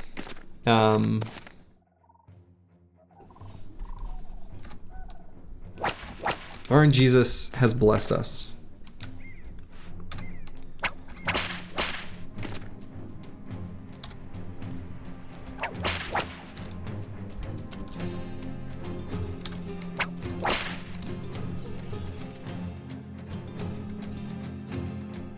For a tank, it's just about pure HP and defense, the longer they can waste enemies' time. It's about pure survivability, not necessarily hit points. That's why I referenced the stats in order when I said, you know, fatigue, melee defense, resolve, hit points. At least, like, that's kind of what you want to end up with.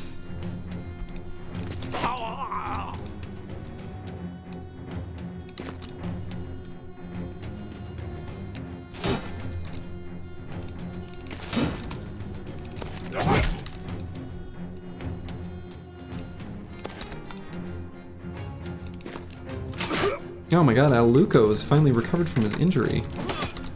How delightful.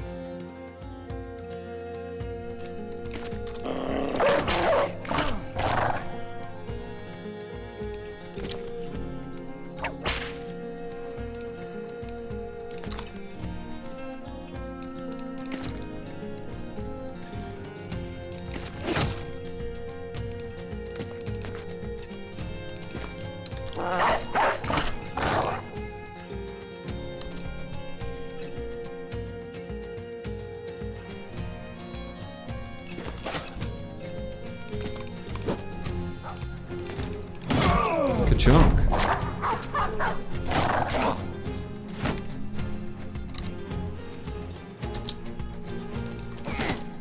Oh, whoops. Thought I clicked the button to move forward. It did not. Yes.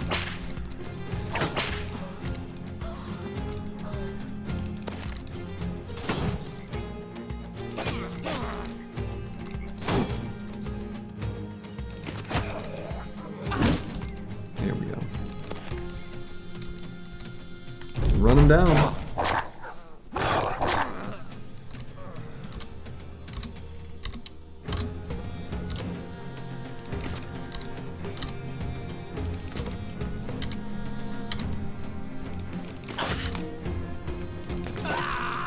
Okay. That's that. Head back to the town. Collect our paycheck. And then we got another big city up there, it looks like, based on the little things in the outcroppings. And we know that there were some other places we could... Oh my goodness. Ooh. Now I wish I had some more money. Damn, this is an incredible helmet at an incredible price. I think the likelihood of me being able to somehow scrounge up this amount of money to get back here before the shop resets is basically 0. So I'm just gonna let this go and be sad. But damn, that is a nice helmet.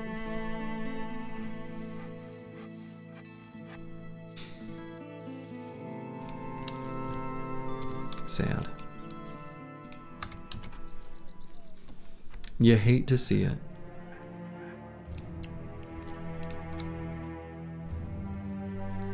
Oh, never mind, this is just a little tiny guy. Does connect to the big one though. Escort caravan to Assestead. A day to the east. That seems so far. I don't think that's a day.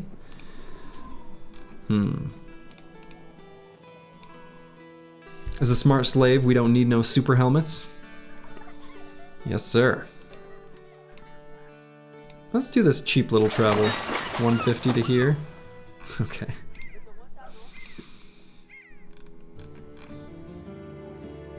Can take a look at a brawler. Let's see what the contracts are here. How many crowns? Deliver cargo to Assestead. Maybe we can do that one. And what's this one? Escort caravan? No.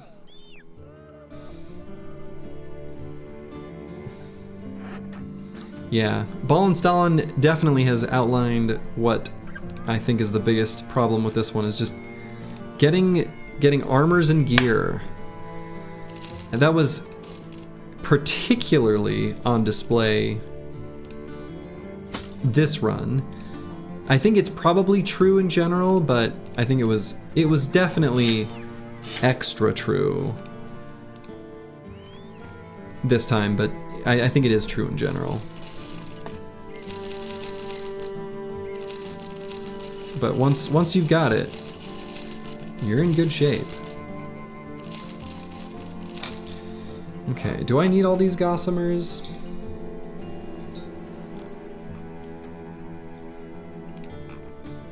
No. I really don't. I crafted a few reinforced nets already. I think I'll just sell them. If we need more later, we can get them. Why not level the banner? We will. I'll level them here in a second. I'll level them here in a second. We'll take a look at this. These two brawlers, because they're super cheap. Kind of a may as well sort of thing. So they're both okay.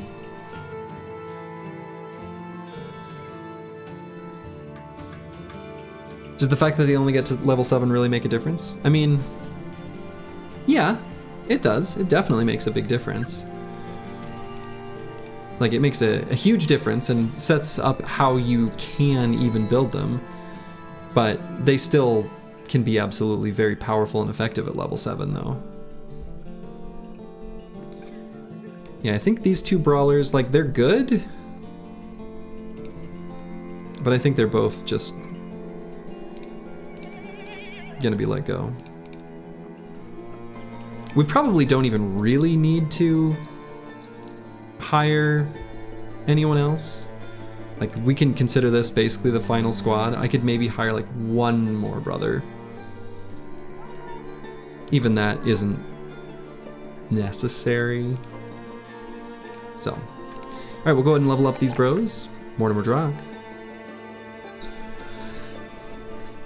Probably could take a +4 in fatigue.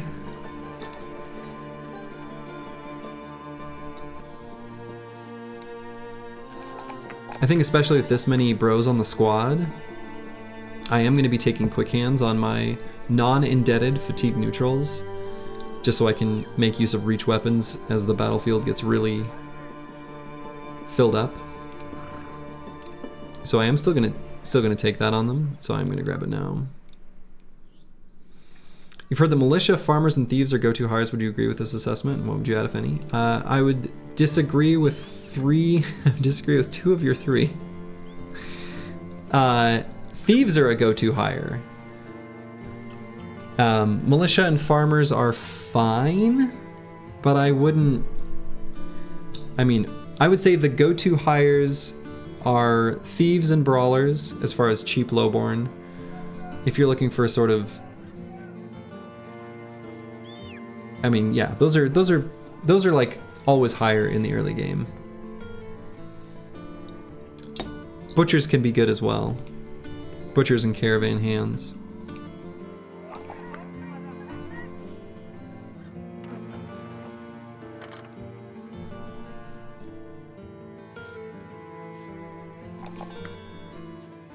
And yeah, Ball and Stalin 1 with an excellent answer again, as always.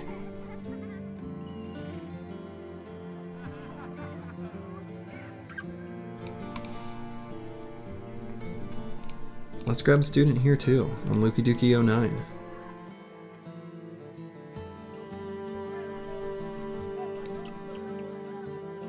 Yeah, the equipment tax that can come on bros can definitely be a big sad.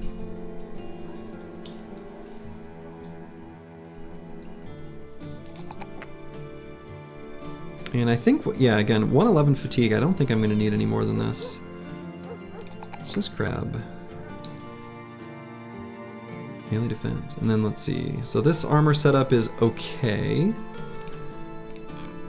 Can actually probably go to like the padded kettle helmet. So let's grab Nimble and Duelist. Man, insane. Yeah, Lumberjacks would be great if they didn't have the axe. Yeah. They like always have a terrible equipment tax, otherwise they could be great. Okay. Well, I think that's actually probably a pretty good place for me to call it for the evening. Boy, talk about a incredible power spike. The team is looking insane, honestly. I think we're gonna be able to, yeah, I guess the one thing I'll have to figure out is who's gonna fight the Barbarian Madman. We're gonna be struggling to come up with a good brother for that for a little while. It's often one of those things I kind of look to do early-ish in a run. I mean, it doesn't have to be that early, but I know. Do I, but I can't whip him. Like, without the whip stat buff, I don't think that's the play. It's gonna have to be someone who's a non-indebted, and they're gonna have to level up kind of beyond that point.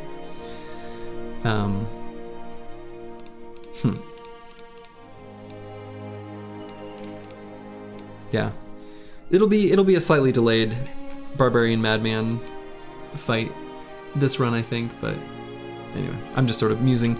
I think this is where I'm calling it, and so yeah, very powerful.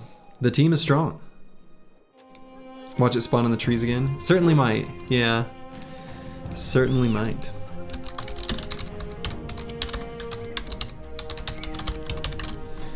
Alright, who should we raid? I know who I'm gonna raid. A very, very delightful, very kind human being named State SC2. He's playing some AoE 4, which I played against him in a tournament in AoE 4, and I think he beat me? Actually, I can't remember now. I think he did. Anyway, doesn't matter. So, anyway, should be back tomorrow. Actually, I wasn't originally going to be, but I think my plans got canceled. So, TBD, I'll let people know in the Discord. But until then, wherever you are in the world, make it a good one. Ta-ta.